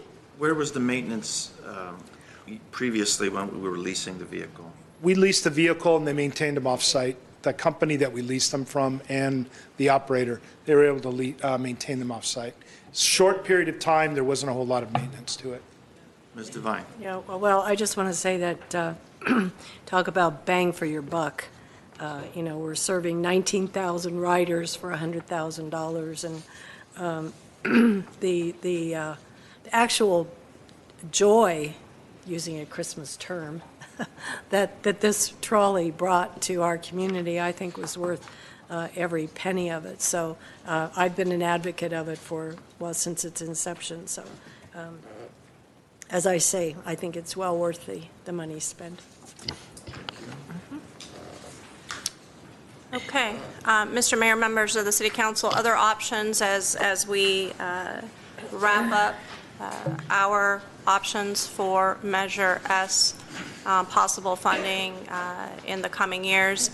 As you know, you just went through an exhaustive process, I believe 3 or 4 meetings, where you refinanced the COPs for the police building to a fixed rate for the next 11 years. And we have an annual transfer from the general fund to the COPs of $1.5 million. Down the road, does the City Council want to look at the possibility of paying that by way of Measure S funding to give some relief to the general fund? Again, that's down the road as it relates to the 5-year forecast. And anything else that we may have missed as part of the discussions we've had today for programming for future quality of life issues that you want us to look at that we can bring back to you at a later date.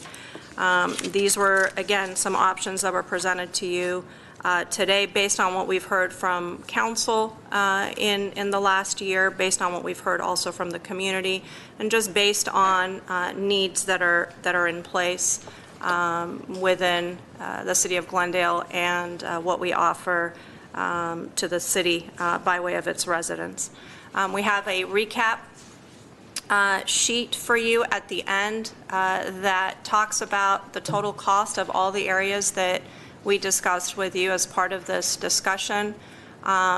If you'd like to give us some level of authority in terms of the next year, on what that may look like, or the next couple of years, whether it's on this list or it's something you'd like us to look at, if it's partial or if it's the entire, again, estimated cost of $30 million, we will take that direction from you either today or at a later date. There is one area that Mr. Garcia brought to my attention, which is the monthly housing rental subsidy program piece. For that piece, the mayor, I believe, has to step out because he is still not able to have a robust conversation with us related to that. There's still some months left for him before he can participate in that discussion. I know the decision and direction was given to us at a previous meeting, and that's why we brought that forward to you today, but we want to make sure that it was brought forward here today so that you understand what that cost is and deduct that from that $30 million we believe we're going to be receiving in the next fiscal year. So if council is willing to go down this path with us, we would ask that we would take that piece first, and then the mayor can join us.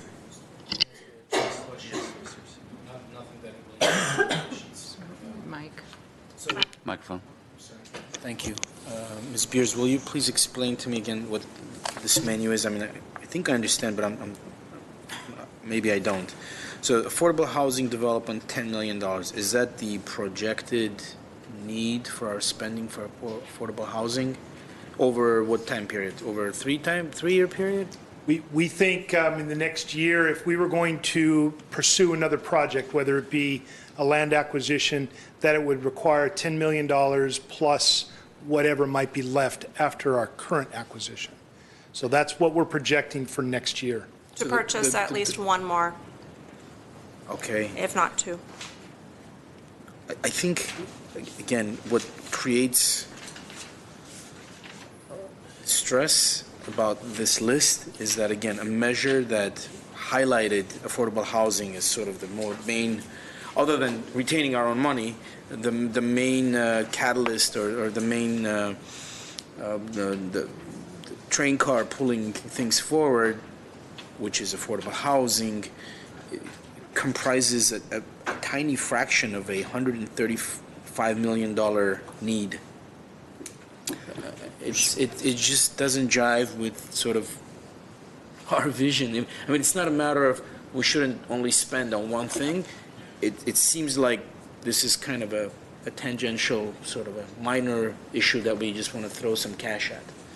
If we're looking at a total of $135 million, and in our minds, only $10 million of that need is affordable housing, something's wrong with this picture. Mr. Mayor, members of the City Council, Councilmember Sinanian, point well taken, and understanding the way this recap sheet shows, understanding where you're coming from. In no way are we saying our ask from you is tell us how you want to spend for the next 5 years and how you want to allot, let's say, $134 million and only give $10 million a year for affordable housing development. In no way are we saying that. What we are saying is what we believe we can do in the next year in terms of affordable housing development is one or two, and if there's more opportunity, we'll come back to council and ask for funding for that, one or two sites that we might be able to acquire, along with a rental rights program, along with a subsidy program that you all gave us direction on at about $4 million. And we also would like to see if council's interested in the first-time home buyer.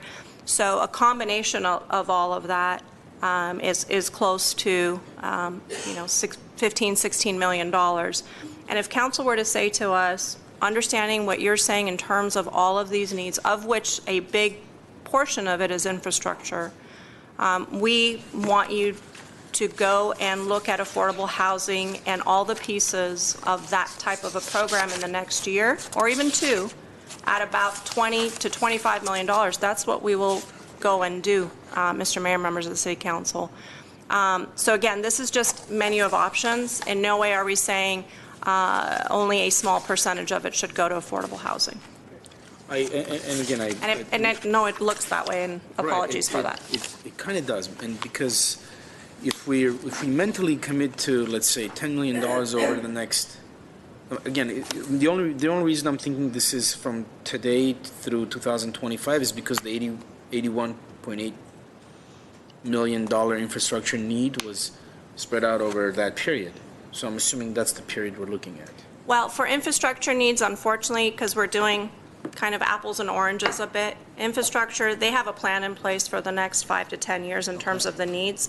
So since we know what those needs are for the next 5 years, we wanted to bring that to your, so it's more bring it to your attention as you so well put in the beginning of the meeting, which is the needs are out there. We're just letting you know about what those needs are and saying to you, we believe a portion, again, not the full $81 million, but a portion we believe is good to put aside for infrastructure needs, just based on the fact that it is kind of, it is the backbone of our city.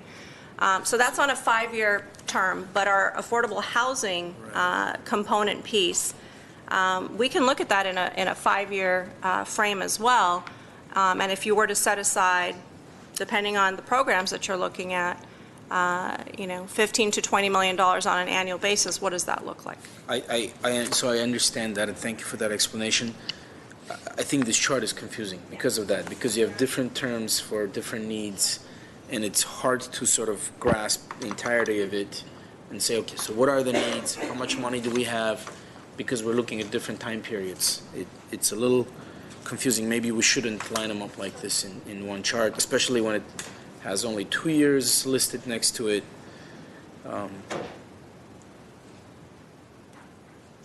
So with that in mind, I mean, we can move forward. Mr. Agajanian? I'm looking at this as if I'm looking at general budget. I mean, this is no different than general budget, which we study every year. So as I mentioned before, and has been mentioned by Councilmember Sinanian and also Karapetian, we came with this idea to, I was the one who advocated to separate, to put the Measure S money in a different account. So what was the purpose of putting in different account that we go back and say this, we work on it as if this is general budget? I'm really surprised and shocked. However, as I want to remind everybody, if city of Burbank, half size of Glendale, can construct 1,600 units since 1977, and we have only 1,214 or 1,250 affordable units, I don't know how we answer why Glendale is so behind. So we have to catch up. So that's why I would like to offer at least out of that $30 million. I'm sorry, can I interrupt? Again, I apologize, Councilman Agajanian. Because of the potential conflict issues related to the subsidy program, before we make any discussion or decision on sort of breaking these dollars down, it's imperative that the mayor step out so the council can have a discussion on the first item, the third item, actually, the housing rental subsidy program. Once the decision has been made on that, then the mayor can come back in and participate in the broader discussion about what to do with those funds. So let me ask regarding the conflict. If the rental subsidy isn't going directly to the landlord and it's going to the individuals, that would not cause a conflict. Well, Mr. Mayor, as I had explained previously when we had the discussion, I have a concern about that ultimately that money goes to the tenant, but the goal is for them to use that for rent. Therefore, there's a reasonable possibility or foreseeability that benefits landlords across the board. And even though you've divested, that interest is still a source of they're still a source of income to you for that 12-month period. And so that's the reason I recommend that you not participate. If you want us to seek a formal FEBC opinion on that between now and September, we can do that. But don't I sit and approve the Section 8 voucher program when it comes before the Housing Authority? I don't want to answer that question without having the full set of facts before us. Again, given the fact that you recused from the previous discussion, yeah. I think for consistency purposes, it makes sense to just. Okay, so if Mr. Agajanian is talking about general allocation. Right, but again, because it's all wrapped into one discussion, the FPPC segmenting rules require us to have a discussion without your participation on this program. Once the council's given us some general direction on that, you can come back in and have that broader discussion. That's really the only way to separate. Otherwise, you have to recuse yourself from the whole discussion. I don't think that's necessary. I think you can step out for just for this one part of the discussion of the monthly housing rental subsidy program, and then you can come back in and participate in the rest of the discussion. And as part of that, Mr. Mayor, members of the City Council, we received prior direction from the City Council on the monthly housing rental subsidy program, which was the $300, 1,000 households.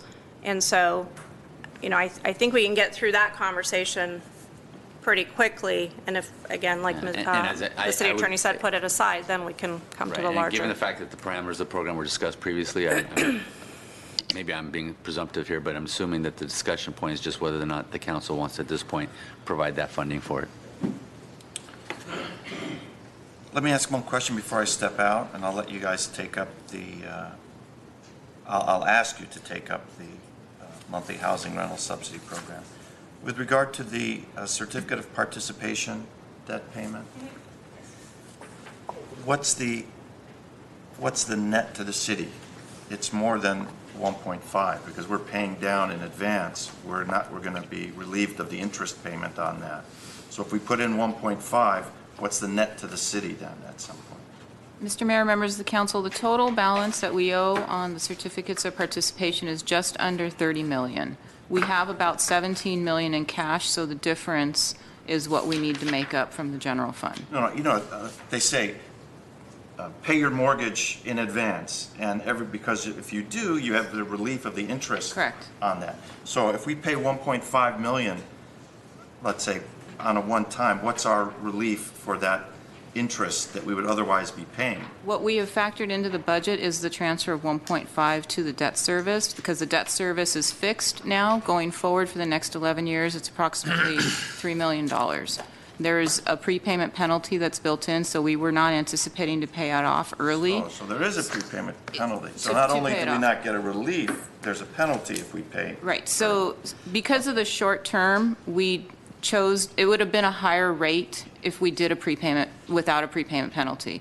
So we decided to keep the lower rate and fix the payment with the lower rate and then not have, or put in the prepayment penalty because we did not anticipate paying it off within the next 11 years. But Okay, so I'm going to recuse myself, and I'll be back when you guys are done. So one follow-up question on that. So what you're suggesting here is instead of paying that 1.5 million from the general fund, paid from Measure S funding? Down the road, if that's what council believes to be something that we can do down the road. Again, I'm not saying this next year, but when you look at the five-year forecast, as we talked about at the first budget study session, and looking at 2021 and 21-22 in terms of the deficits that we have based on our five-year forecast, if that is something that council wanted to do down the road, it's an option. Thank you. To give a relief to the general fund.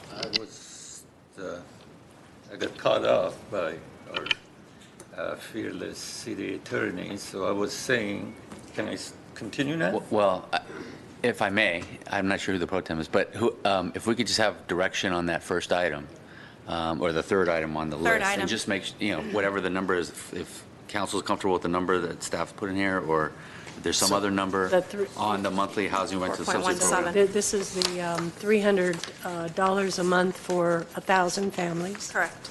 Okay, for 1 year. One-year pilot, which goes over a One-year two pilot. fiscal year period for a total of $4.17 million. Right. But you will check that the money, when they receive it, is not going to be deducted from the person. Staff has Correct. that direction, yes, sir. Otherwise, it will be meaningless Yes. to help them $300. Yes, sir. Okay. I would like to suggest, as I said, since we are way behind other cities in making or creating affordable housing, maybe for the first year at least, to allocate $25 million for that purpose. For the, And it- Which- the housing subsidy program? Housing subsidy? No, just, Overall. Well, again, let's Oh, that's- yeah, all right. I'd like to Okay. just focus on the. all right, so I keep No, this. no, I understand. I understand. So look, let me make it clear. No, please don't make it clear. I'm recusing myself I understand. for the purpose of discussion of the third item, I the know. monthly rental I subsidy. understand. I implore my colleagues to discuss that issue so I can join you in these other issues. All right. Mayor Pro Tem Devine, Yes. you are Okay. running All the right. show. So that's what we're dealing with right Correct. now, is the 4.170. Correct. Correct. And then we can have Okay, that and discussion on all so- the other things. All right, so as long as if we can agree on that, then unless we want to change any part of that. What was the, I have a question. Did I Go ahead, interrupt? Yeah, how long do we agree to run the subsidy for, term? 1-year pilot Oh, it's project. just a So one-year? one-year year. pilot 1 year. program, which would go over a 2 fiscal year period, Mr. Sinanian, just based on when it would stand up, which we believe at the earliest would be fall of 2019. Yeah, that's what I have a little, I don't know, issue with. 1 year, what is the goal after 1 year? Because any program, you need to have at least 2 years for it to work. Because you have this subsidy for 1 year, next year, so we don't have it anymore.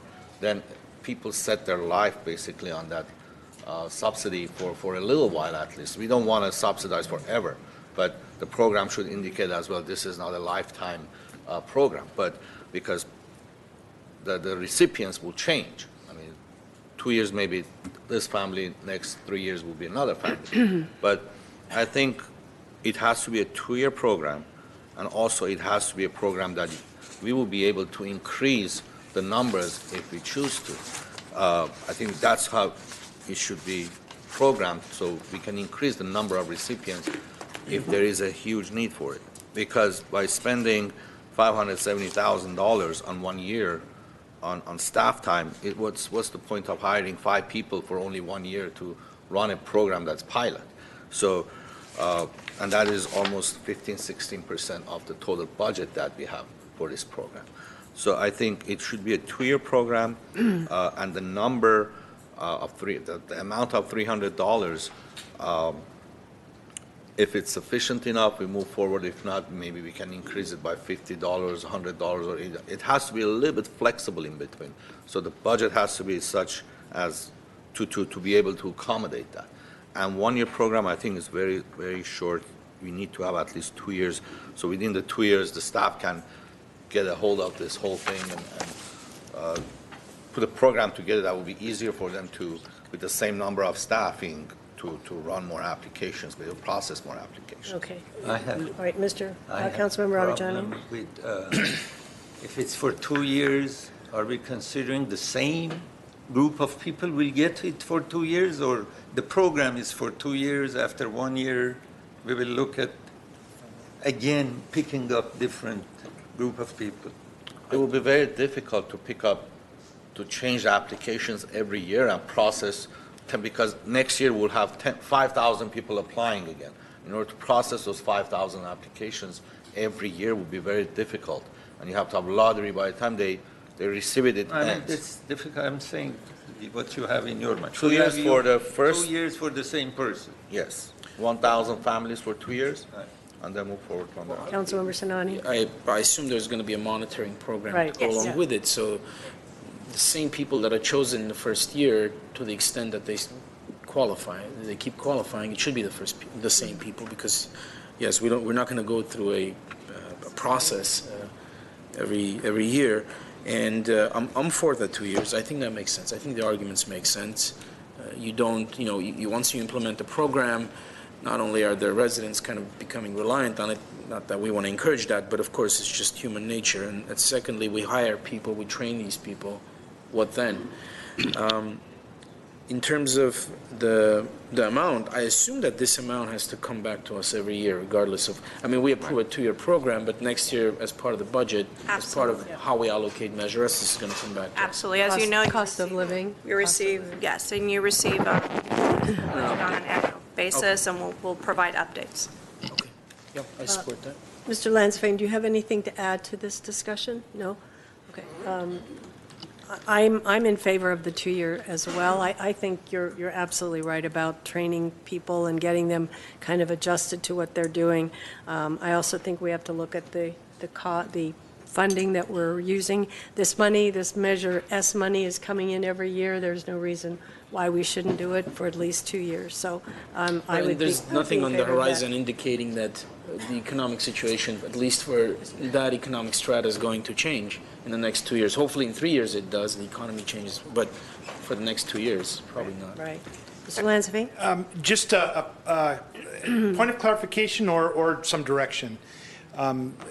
Being they are seniors, for some reason, they may go off the program after a year. We will replace them, Sure. Yeah. but after 2 years, we'll come back, we'll treat this as a pilot, come back to you and say, do you want to continue? If you do not, you may have somebody that only is benefit for a year. Is that what you understand? In other words, we won't keep everybody on for 2 years and let it. That's Right, what I meant and- by monitoring. right. We're going to monitor it. People that keep qualifying need to be there. They'll stay on. Those that don't will empty up space for others. And that will give us time also during this monitoring is to make sure that it's working and all of the different parts are moving correctly, so. We will that- then write in that it's a 2-year, and that is your commitment to this point, and you may extend it, but anybody that comes in somewhere in the middle of that 2 years may not get the full 2-year benefit, but that would be something that the council can look at again. Right. We'll write that into the And procedure. these are particulars that need to come back to council when necessary? Yes. Okay, all right. So do we need a motion?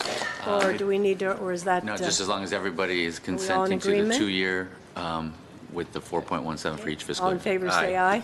Aye. Aye. All right. Okay, the ayes have it. Please bring back the mayor. Whether he wants to come back or not, right? Okay, Thank you for your indulgence. Where are we now, folks? we have decided, City Attorney, do you want to tell the mayor what we've? I Oh, you I heard it. where You we- heard it.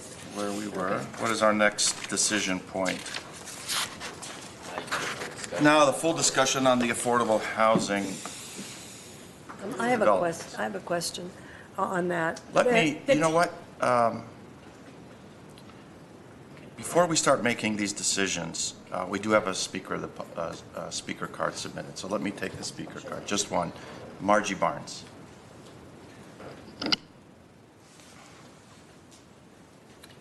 Good morning, Mayor and council members. I'm Margie Barnes. I'm the president of the Glendale Association of Realtors, and I'm here to make a statement for our organization. And our support last year for Measure S was predicated on indications from many of you that much of the funds would be used for affordable housing. While we are pleased to hear that you are talking about a subsidy for low-income seniors, we believe that is not enough. And while inclusionary housing ordinance is helpful, it too is not enough. We urge that a substantial portion of Measure S funding go to the city's Affordable Housing Fund with actual construction of more affordable housing. Glendale must do all it can to meet the huge need for housing in our city. That's it. Thank you very much. Thank you. Okay, let's continue our discussion. Mr. Agajin. Okay, what I was saying that we are behind from City of Burbank drastically. We have less units than Burbank has. And I suggest for this, at least for the first year, to allocate approximately $25 million for affordable housing development and not to spend on anything else for the first year. Beside, monthly housing rental subsidy will be there, but the rest of the balance of the money to be used generally for housing development and nothing else.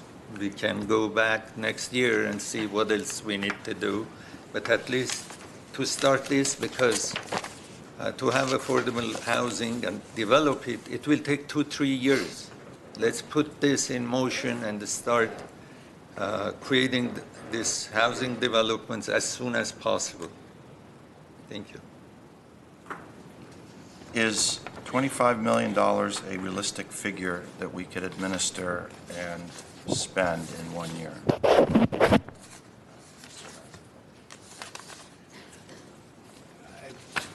I'll ask Mr. Garcia to monitor me. It would depend on how aggressive you want to be in acquisition efforts. If you were very aggressive, yes, we could probably spend it. If we were continuing on the way that we are now, again, it's taken us 4 months or so to negotiate. We're very close, but just to negotiate a sale under terms that are acceptable to both the Housing Authority and a buyer. Then there's the waiting game with tax credits. And you don't commit those dollars, well, you commit them, but you don't actually spend them until those tax credits are received. In some cases, it may take up to 18 months if you go through 2 or 3 cycles of that. It's a long way to answer the question, Mr. Mayor, but we could with a very aggressive acquisition. If we just maintained it, probably not $25 million a year. Okay. Mr. May I, Sinani? so the 25 million would include the subsidy? It would have to, right? Otherwise, otherwise it takes up the entire 30 million. Because the subsidy itself is 4.2 million almost. Not even suggesting that the number is 25. I'm just saying let's figure out what we're talking I'm about. saying the subsidy is in there, $4 million, but for the development to allocate 25 million. No, but That's the that's whole- what I'm That would be saying. 29 million. He's saying. Yeah, okay, so that's, he gave the answer. Yeah, I don't know. That it's actually 29.2, but And what I was saying, to put everything in that direction for the first year. Next year will be a different story. Well, to be honest, there's no way I can approve Yeah, that. There's no way that I could allocate that much money to affordable housing in 1 year. Let's not forget, Burbank is not ahead of us. Burbank does not have rent control like we do. Burbank does not have inclusionary housing like we do. So if we're going to talk about Burbank, let's look at the whole picture. I'm willing to give some money for affordable housing development, not 25 million. There were a lot of groups that were pushing for Measure S, a lot of them. One went out by the Apartment Owners Association, endorsed by the GPOA and the Glendale firefighters. Councilmember Devine's picture is on it. Councilmember Garpetian, myself, Assemblymember Friedman, Senator Portantino. And on the top of it, it says, support our Glendale police and firefighters. And we haven't spoken about police and fire at all in this discussion. I'm not sure why they're getting left off. But the list of potential spending sources were maintaining our current paramedic and firefighter staffing levels, fight traffic and congestion by upgrading our local transportation infrastructure, build more affordable housing for seniors, protect our current levels of police staffing, and ensure that all of our fire stations are fully staffed to maintain our current excellent 911 response times. These are all quality of life issues, and it's my intention to keep my commitment to the community. Yes, I talked about affordable housing. I think we've done a lot for affordable housing in the last 6 months, but to put some of that in infrastructure, put some of that in recreation, and some of our transportation system. I'm not interested in paying off the certificate of participation. I mean, that's where I'm at. I'm closer to maybe a 10 million allocation to affordable housing development, which is a realistic number that we can search for a site, not overpay just to buy a site to say we're creating, but to get the best value in our search and partner with a qualified affordable housing developer and bring affordable housing, but also spread some of the funding to the entire community who's paying for this. Whether they voted for it or not, everyone is paying for this. So that's kind of where I'm going with regard to the affordable housing allocation. Mr. Sinani. I've already expressed my opinion about the importance of affordable housing and the importance of keeping commitments made to residents. And in that spirit, I support a lot of this money going to affordable housing, but not not 30 million, that's for sure. So we've already agreed to allocate almost $2 million to the subsidy. Let's keep that in mind. I'm strongly in support of the aquatics program expansion, strongly in support of it. I'm also very supportive of the ice rink. That those two together are another $1 million. So that in reality leaves $23.8 million. I think some of the money should go to projects other than affordable housing. I'm comfortable with allocating upwards of $20 million to affordable housing. Including the subsidy? Or excluding? Excluding the subsidy. Excluding the subsidy. And the rest, we should pick and choose those projects that fit the amount. So that would be 25 million to affordable housing. Yes, I'll take a card from our city treasurer. You can speak if you'd like to now before we get too far out on the limb, perhaps. Rafi Manukian, speaking as a citizen and treasurer, I guess, today. Thank you very much for allowing me the opportunity. The city of Glendale used to allocate 50% of sales taxes to capital infrastructure. Councilmember Najarian probably remembers it. And that money got dwindled down to pretty much zero. Today, off the general fund, you allocate nothing for capital improvements.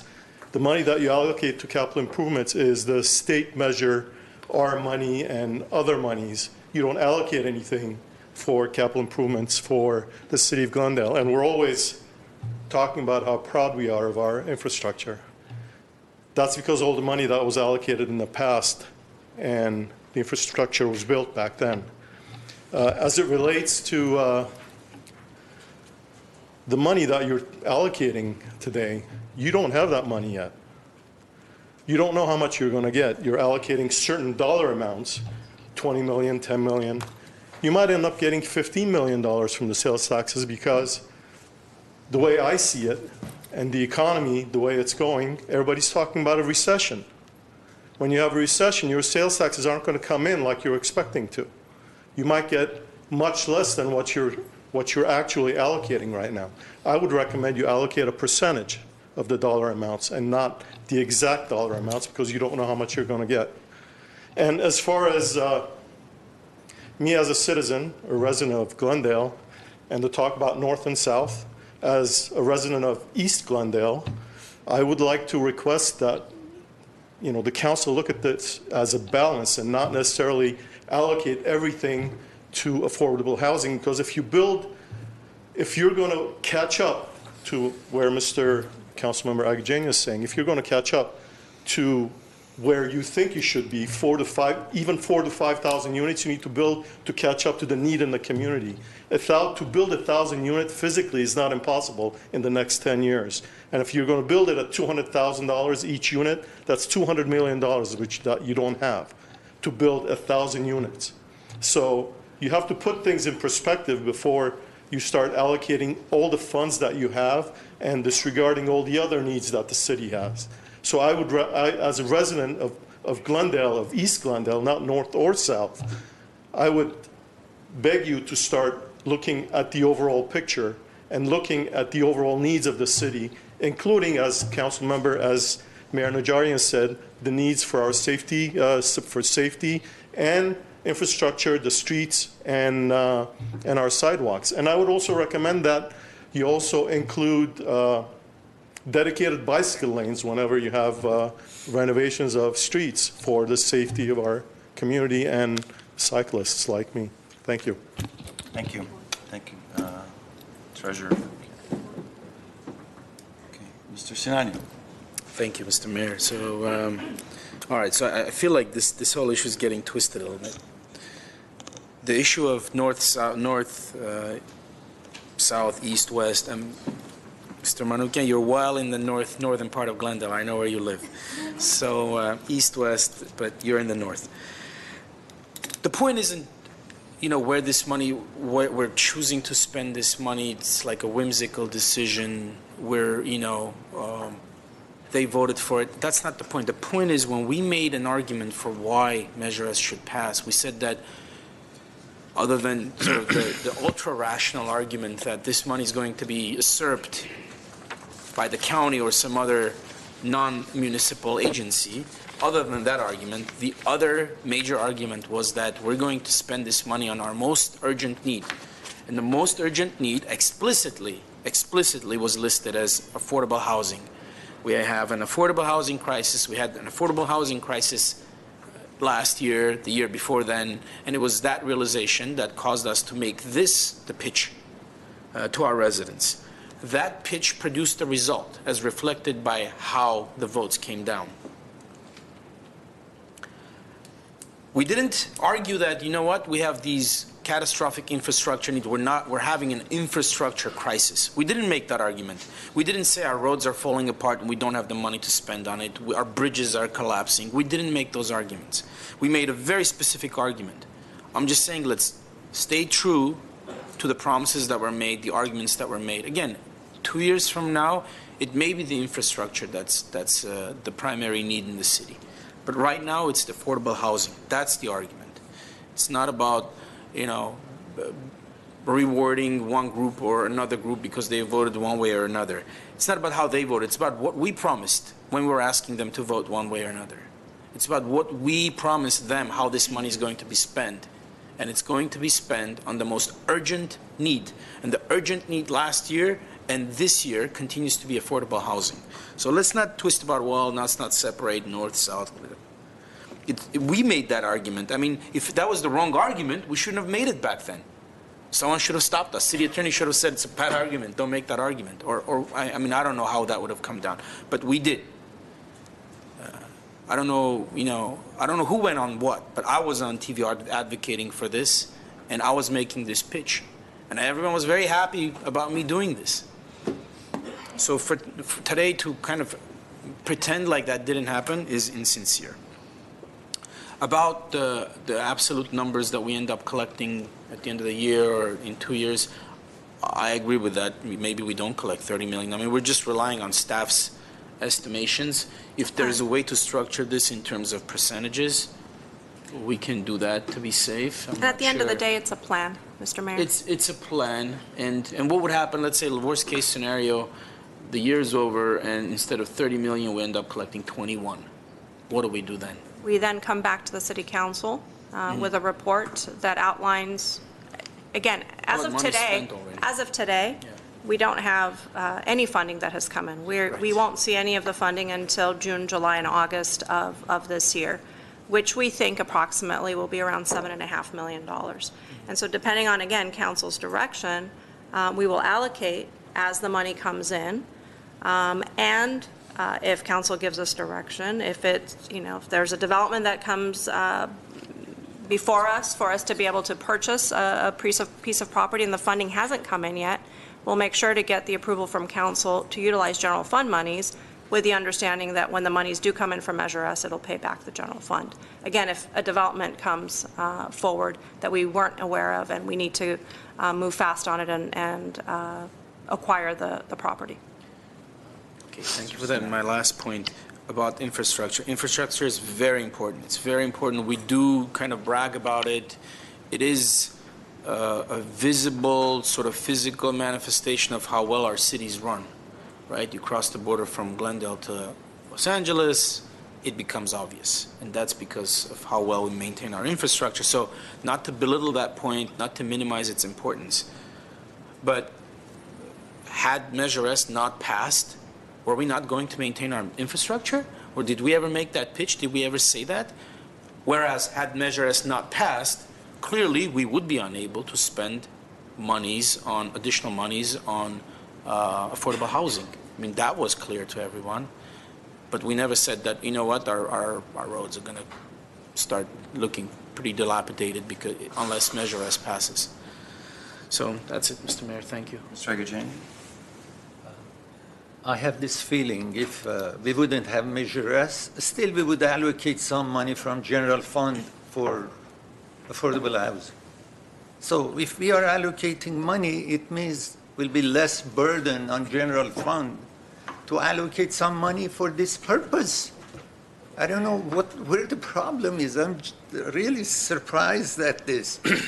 If we are allocating money from Measure S, it means obviously my colleagues, they are not going to join me to say, let's move $100 million, whether to borrow it toward general fund for affordable housing. So, I mean, allocating like, okay, I go along with Mr. Sinania's, Councilmember Sinania's offer, which 25 million for housing development and rental subsidy program for the first year. We are saying this is for the first year. This is, we want to do it. We are behind of affordable housing. So we have to do something, and we have to do it quick. The issue that our city treasurer brought up, that we don't know how much money we can collect, so I make it easy. So if you allocate 25 million out of 30 million, it means we are allocating 75.7% of money, whatever will come in, the tax dollars will come in during the 1 year.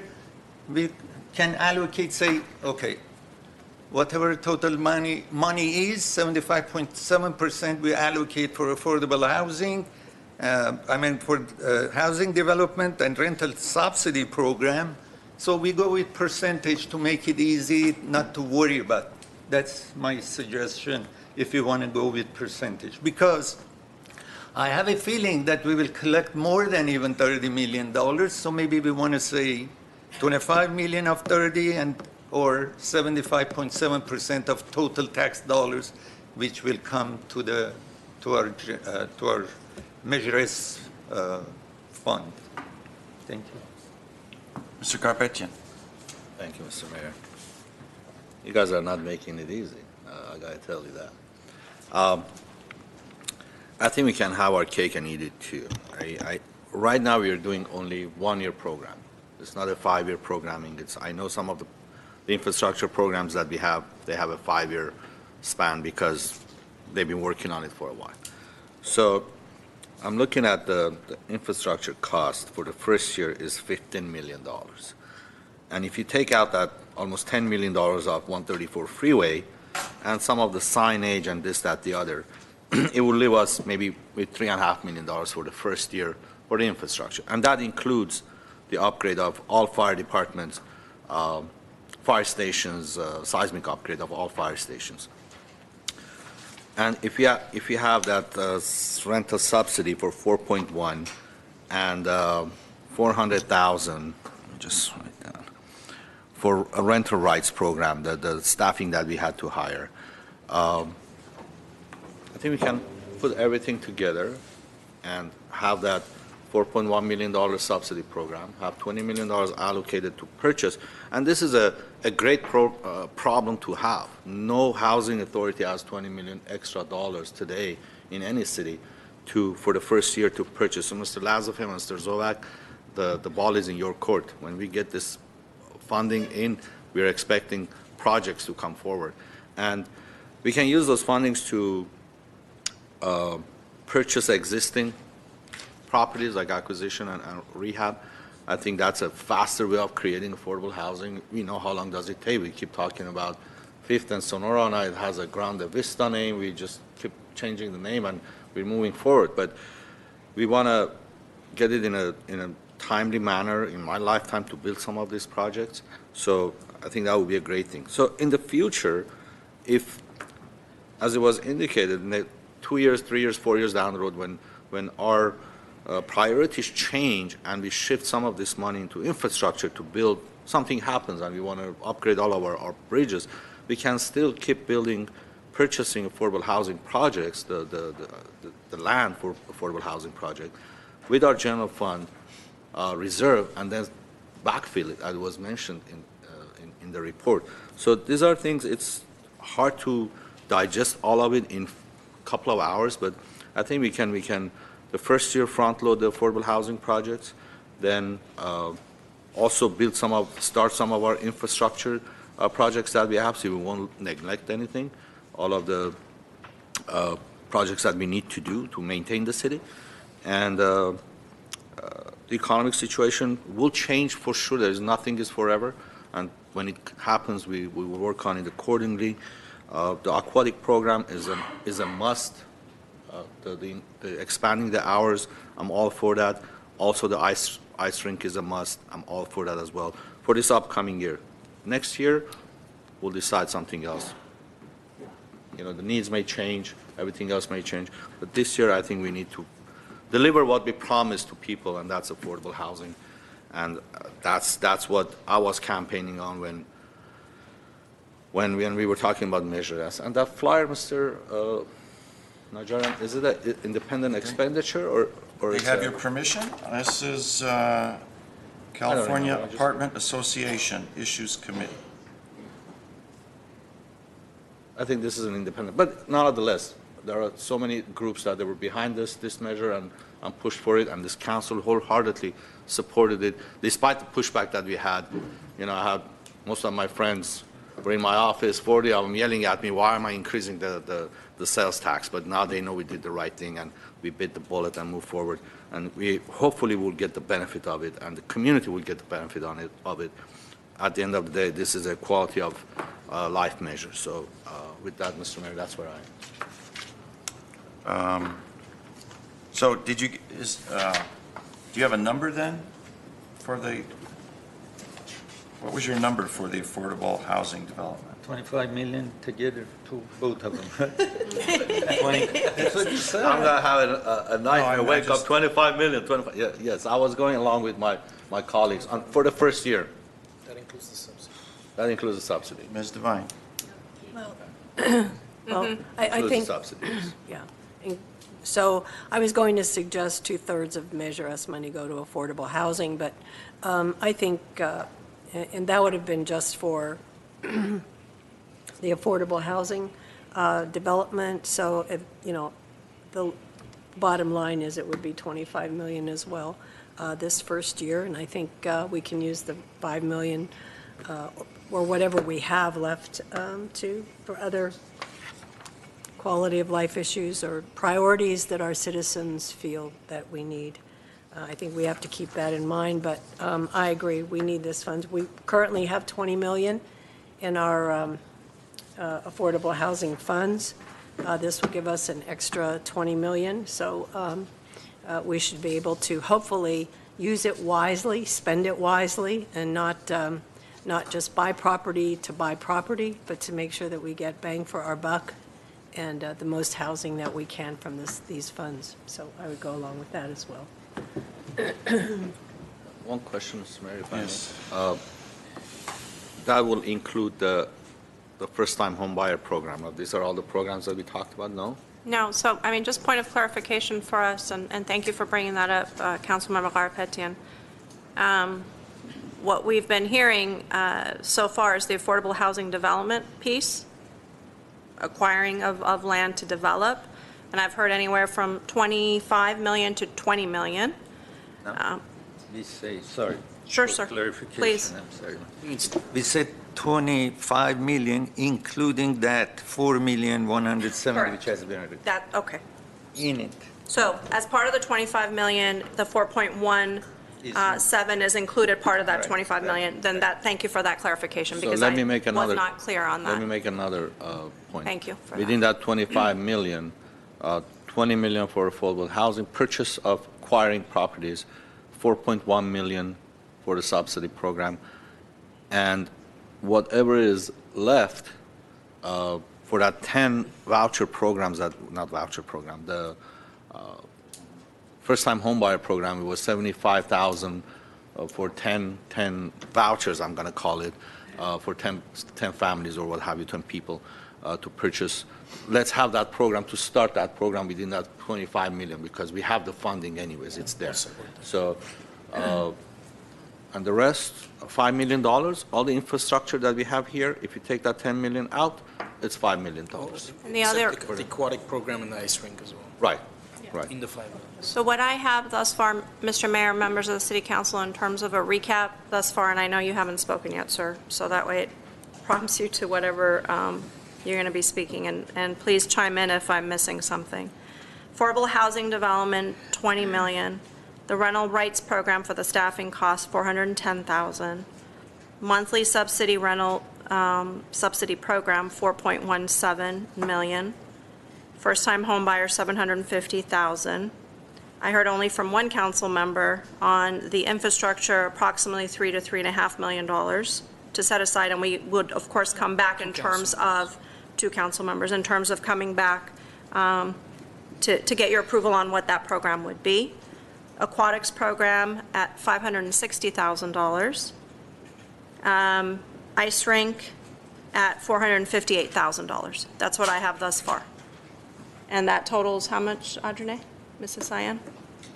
1 second, sorry, I have to tally it up manually. Well, without the infrastructure, it's $26,348,000. With the infrastructure, it's how much? For $3.5 million? Without infrastructure, 26 million? 26 point, So that would leave us $4 million for 26,348,000. infrastructure, which is basically what's asked for. 29.3 million with the infrastructure. So have we have dealt out the trolley for $107,000 for 10,000 people? Okay.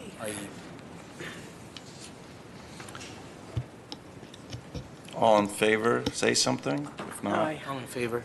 Aye. Of which part are we talking about? The whole thing? What you just listed. What you just listed, yeah.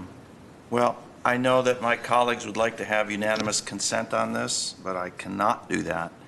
I think 20 million for affordable housing is too much. I don't think we can spend that even if we try. Don't forget, we've got a possibility, a very good possibility of getting an additional 27 million from the state on Senator Portantino's bill. I think we have an obligation to serve the entire city, and that involves things like public safety, just like we promised. I mean, when they asked for my picture, I said, what are you going to say? And they said, this is what we're going to put on it. So it involves paramedic, fire, public safety, infrastructure, and we have gone more, we have done more for affordable housing in the last 6 months, I think, than any other city in California. I challenge anyone to correct me with our inclusionary housing, our rent control, and the money that we're putting towards the new building on Vista Grande. 20 million is just too much. I would be willing to drop it down to 15 million, put that extra 5 million into quality of life and essential services needs to be determined as we go forward, involving some public safety and some additional infrastructure. That's just where I'm at, Mr. Carpecchio. Within that flyer, can you go over these items one more time? That's indicated in the flyer? Perhaps we can put this in the record. Well,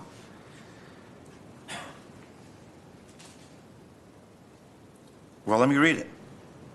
Support our Glendale police and firefighters. Measure S has been put on the ballot so that we have the resources to continue to keep Glendale one of the safest cities in Southern California and protect our high quality of life. By voting yes on Measure S, we will be able to maintain our current paramedic and firefighter staffing levels, fight traffic and congestion by upgrading our local transportation infrastructure, build more affordable housing for seniors, protect our current levels of police staffing in our communities, ensure that all of our fire stations are fully staffed to maintain our current excellent 911 response times.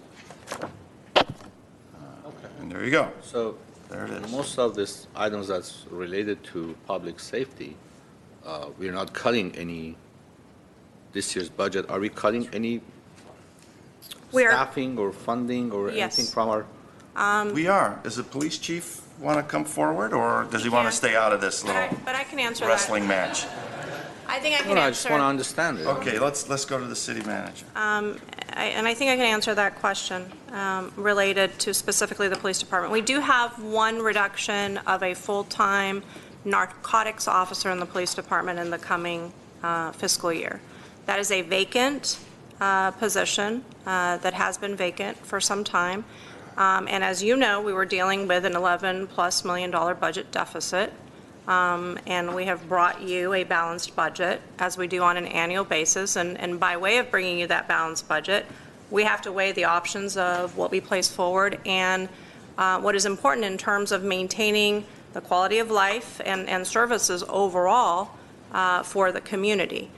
And the chief can correct me if I'm wrong, and he believes with the reduction of the one position, now he didn't want to reduce that position, we can still maintain our quality of life and our 911 essential services. However, I will tell you this, and I said this at the first budget study session, our ability to be able to balance the budget easily on an annual basis has become more difficult because of the revenue sources that we have coming in and the resources necessary to be able to fund all of the programs that we have in place. We're in the business of providing services by way of people to people. We are heavy on the people side, and people cost money, and we have to maintain a robust and very effective recruitment and retention policy because of that value added that is necessary for us in terms of the employees that we have here currently working for us to maintain them here, as well as folks that we are trying to bring to the city of Glendale to work for us. And you all know, and you've heard the stories of how difficult it is to fill our positions. Next year, Mr. Mayor, and in years that will be coming forward, we are going to have budgetary issues, and we will need to possibly make more cuts. Now, those cuts will possibly be filled positions, and at that point, I think the flyer that you are referring to is going to come to a head in terms of making those decisions and have a spotlight on them in terms of what we need to do moving forward. Looking at 2021 in terms of the 5-year forecast, we have a $2.9 million budget deficit. Projected 21-22 is a 13.1. Again, these are projections. Things can change, a recession can happen, and things will continue to move. And we will, again, look at what the budget looks like, look to see what those services are, and try not to cut services while we provide the services to the community. Some things have slowed down over the last 10 years, even with the cuts that we have made. Those services have slowed down within the community, and folks do feel it in the community, and I think they have adjusted. And I will also say, you know, I think you're all very proud of this organization and the work that everybody does do here in the city of Glendale. In year 2006-07, we had 1,974 full-time employees. 1,974. Today, we're not in the business of just hiring folks for the sake of hiring folks, and I think you all know that. We're at 1,579 employees providing services to 200,000+ people who live in this community, not counting the 100+ people who work and visit us on a daily basis. And again, I know you compare us with other cities and always tout all the good work that our men and women do in this organization, but per capita we beat all cities in our neighboring cities per capita in terms of the number of employees we have, and we are the larger of the Tri-Cities. So we'll continue to do the work that we do, but at some point those adjustments will have to happen, and it was a very long-winded explanation, sir, and I apologize for that, but I wanted to hit on some points. Mr. Agajanian. What was the police department's budget this year? I'll ask the chief to come up, and as he's making his way, Audrina Isayan, Mrs. Isayan's looking that up. I have it here. I believe it's right about $90 million. What will be the coming year? I'm sorry, it's 97.253 million for 1920. Okay. So this year was 90 million. That's all funds. So for general fund, it is $89 million. 89 million, and it will be 97. No. For general fund, for 1920, it's $89 million. For all funds, which includes grants and asset forfeiture, that's the $97 million. So general fund only is $89 million. This year with suggestion for coming year. So this year, 18-19 budget and the general fund for the police department is $87,315,000. Next year for 1920 for general fund, it's 89 million. So we didn't 022. cut anything. Costs go up, though. Costs still I continue to go understand, but we up. didn't cut anything. I mean, we have 2 million, allocated $2 million more. Yes, the costs have increased, but we did remove one narcotics officer, and we removed a couple of positions out of our business office. Look, Mr. Mayor? Mr. Garbetti?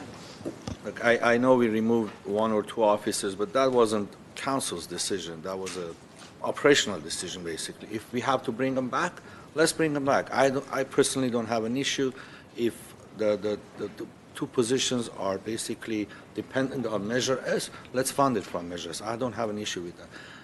I don't want to have this misunderstanding or misconception out there that the council does not support our police and fire. That's not true at all. We are 100% wholeheartedly behind all of our departments. There's no question about that. This is a one-year program, only 1 year. And this year, when I say this year, 1920, we already have a balanced budget. There was no other needs that we said we are not going to do it. So this is for 1920 as well. This programming Measure S is for 1920, which we already have a balanced budget. So I just don't want to have this misconception out there that council is cutting back from the police and fire and giving to affordable housing. That's not true at all. And 6 months down the road, if there is a need and we have to allocate maybe 500,000-600,000, whatever the number is, we can always make another decision. But that $20 million that we're allocating today, we're trying to purchase more to front load this thing so we can catch up, if you will, as Mr. Agajanian mentioned. That's all. There is no, when I read this flyer, it says maintain our current paramedic and firefighter staffing level, which we do, protect our current levels of police staffing in our communities. If those two positions have to come back, let's talk about it. I don't have an issue with that. Ensure that all of our fire stations are fully staffed to maintain our current excellent 9/11 response. We're all for that. We are not cutting back on that. And also within that infrastructure program, the retrofitting all of our fire stations are part of that anyways. But if there are other things, I didn't have anything else in this program. So it wasn't that it's here and we're cutting it off. With the options that we had, there was no other options from police and fire. Otherwise, I would have looked at it. So that, Mr. Mayor, thank you. Well, okay, this can give rise to a very lively discussion, but I think staff has direction at this point. We don't need to, I could dig further and make things uncomfortable for everyone, but I will not do that. And I will let the city attorney acknowledge you've got direction. City manager? City manager has direction. I don't know about the Okay. city attorney, but And we'll I go to think- the budget calendar, Mr. Mayor, if that works with you. We have a budget hearing coming up at 6 p.m. on May 21st, and June 4th would be budget adoption, and both are at 6 p.m. If any of my colleagues were to change their mind before this, when would the best chance to change that mind be? June 4th? We would like to know if there are any changes now, just based on the fact that we've had 3 budget study sessions and covered all funds with you. However, Are you, I'm sorry, change our mind on About budget this, or no, Measure about the S? recommendation we just made. Well, on the Measure S. And all of I it mean, really you for alluded us. to budget filling, I didn't filling know these positions two that were- positions were cut. I didn't know that. So, I mean, I'm sure it's in that 800-page budget somewhere. But So may I? But if those 2 positions are really essential to our police department, let's talk about it. I don't have an issue with it. Sure. May I? So it sounds like the positions were cut, and that wasn't brought to us as part of general fund, and then only to be brought back to us during Measure S and say, by the way, those positions were cut, so fund those through Measure S. Just doesn't make sense. It's not right. I'm very comfortable with my decision today.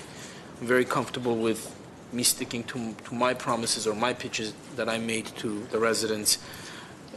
May I, incidentally, my face is not on this, so whatever's here is irrelevant to me. My commitment to our fire and police is beyond question, because every time that anything has been brought to me that has meant to keep our departments healthy, I've always been in support of it. So no one can use this as some kind of a billy club to clubber me over the head. That's not going to happen. Commitment was made, a specific promise was made, and I intend to keep it, so I'm not going to change my mind. And Okay. I just want to make sure that this will be revisited every year. Yes. Correct? So that if we allot 25 million this year, next year, it may not be that much, correct? That is absolutely correct, Mr. Mayor, members of the council, very much so. So our first budget study session, Mr. Mayor, members of the City Council, we went into the 1920 General Fund proposed budget, which included the areas in which there were increases and a couple of service level adjustments, which included the fire department and the recruit academy that we're going to place as part of the general fund, along with our ability to balance the budget and bring you a budget that is balanced for 1920, which included reduction of a total of $11 million. And we went through the slides in terms of what that $11 million entailed, of which one of them was the police department. Now, we wouldn't, if we felt as though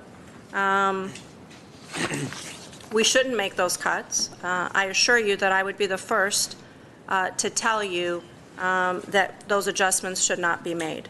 I believe the adjustments in contractual services, as well as adjustments in vacancies that we have had on the books, totaling $2.7 million in cuts going into 1920 from this year, is something that we will be able to implement and live by and continue to provide the services that we provide today. So you will not see a change in levels of service that are afforded to our community as of today.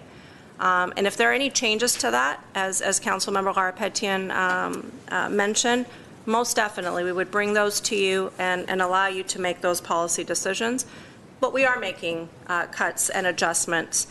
But what I'm also saying to you is in coming years, starting next year and moving forward, those cuts aren't going to be as easily made based on the levels that we have in place today, and we're going to have a different type of a conversation regarding either budgetary reductions, which means service level reductions, and or the ability to bring forward revenue options that are commensurate to our appropriations. But that's for future years. May I make a recommendation, Mr. Mayor? Yes.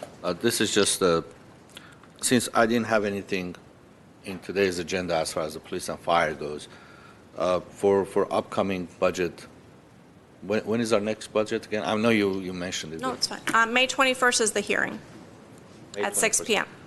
For this upcoming year, budget year, 1920 and 2021, if there are programs that the police and fire need on top of everything else that we have, bring it forward, please. I'm willing to look at it. The next couple of years, because today we're making a decision only for 1 year, for a balanced budget that we already have in place. If there are programs that, I know the fire chief is here as well, and police chief is here as well, if there are programs for this upcoming year and the following year, please bring it forward. And I'm sure we can make it work. I don't want to have this, again, misconception out there that the council is not working with the police or the fire. So I'm willing personally to look at it. If you have programs for next couple of years, I'm sure we can make it work. Thank you, Mr. Mayor. As a question, as a hypothetical, if the Portantino Bill 532 is passed and signed, and we are the beneficiaries of $27 million in affordable housing funds, do we have the opportunity to obligate or reapportion any funding that we've set aside in Measure S towards other projects? Absolutely. That would be at the pleasure of the City Council. And so if that were to pass and become a reality, the council can request for us to bring a report back related to that piece of it, as well as any other decisions that you have made regarding the funding allocations and the direction you've given us today. At the end of the day. That could be done mid-year? Absolutely. Or first quarter, mid-year, or at any point during the year. Why we want to revisit something that we just have $20 million after all these years, which we are behind, Mr. Mayor. We are behind constructing affordable units. If there are more money will come in the future, why we don't allocate that to catch up? Why we want to all the time? I'm So the looking at question was, what do we have the measures we brought opportunity? forward as if we are talking about general budget. This measures was not to be part of like whatever we discussed about general budget. I don't know why we are mixing all these things. There are more money will come, so we have to allocate for what the purpose is, affordable housing. Why we are revisiting this $20 million? It's like nothing. Anyway. Thank you. Okay. Mr. Sinani? So let's say it's this chunk of money and we can't use the money during this fiscal year. What happens to it? Carries over, it stays in fund balance. It'll still be allocated within the housing development line item that council has, if we're speaking about the housing development line item that council has given us direction on today. Until council makes a determination to change that, that will remain until it is expended. So it will be,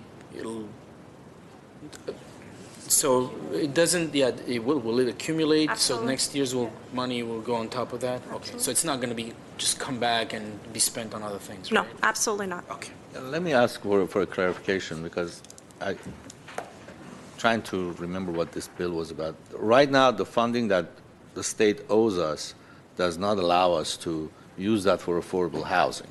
Now, this bill will put that affordable housing component into that ability to spend on am I correct? So the bill, It's the so the bonds. bill, that money now is gone.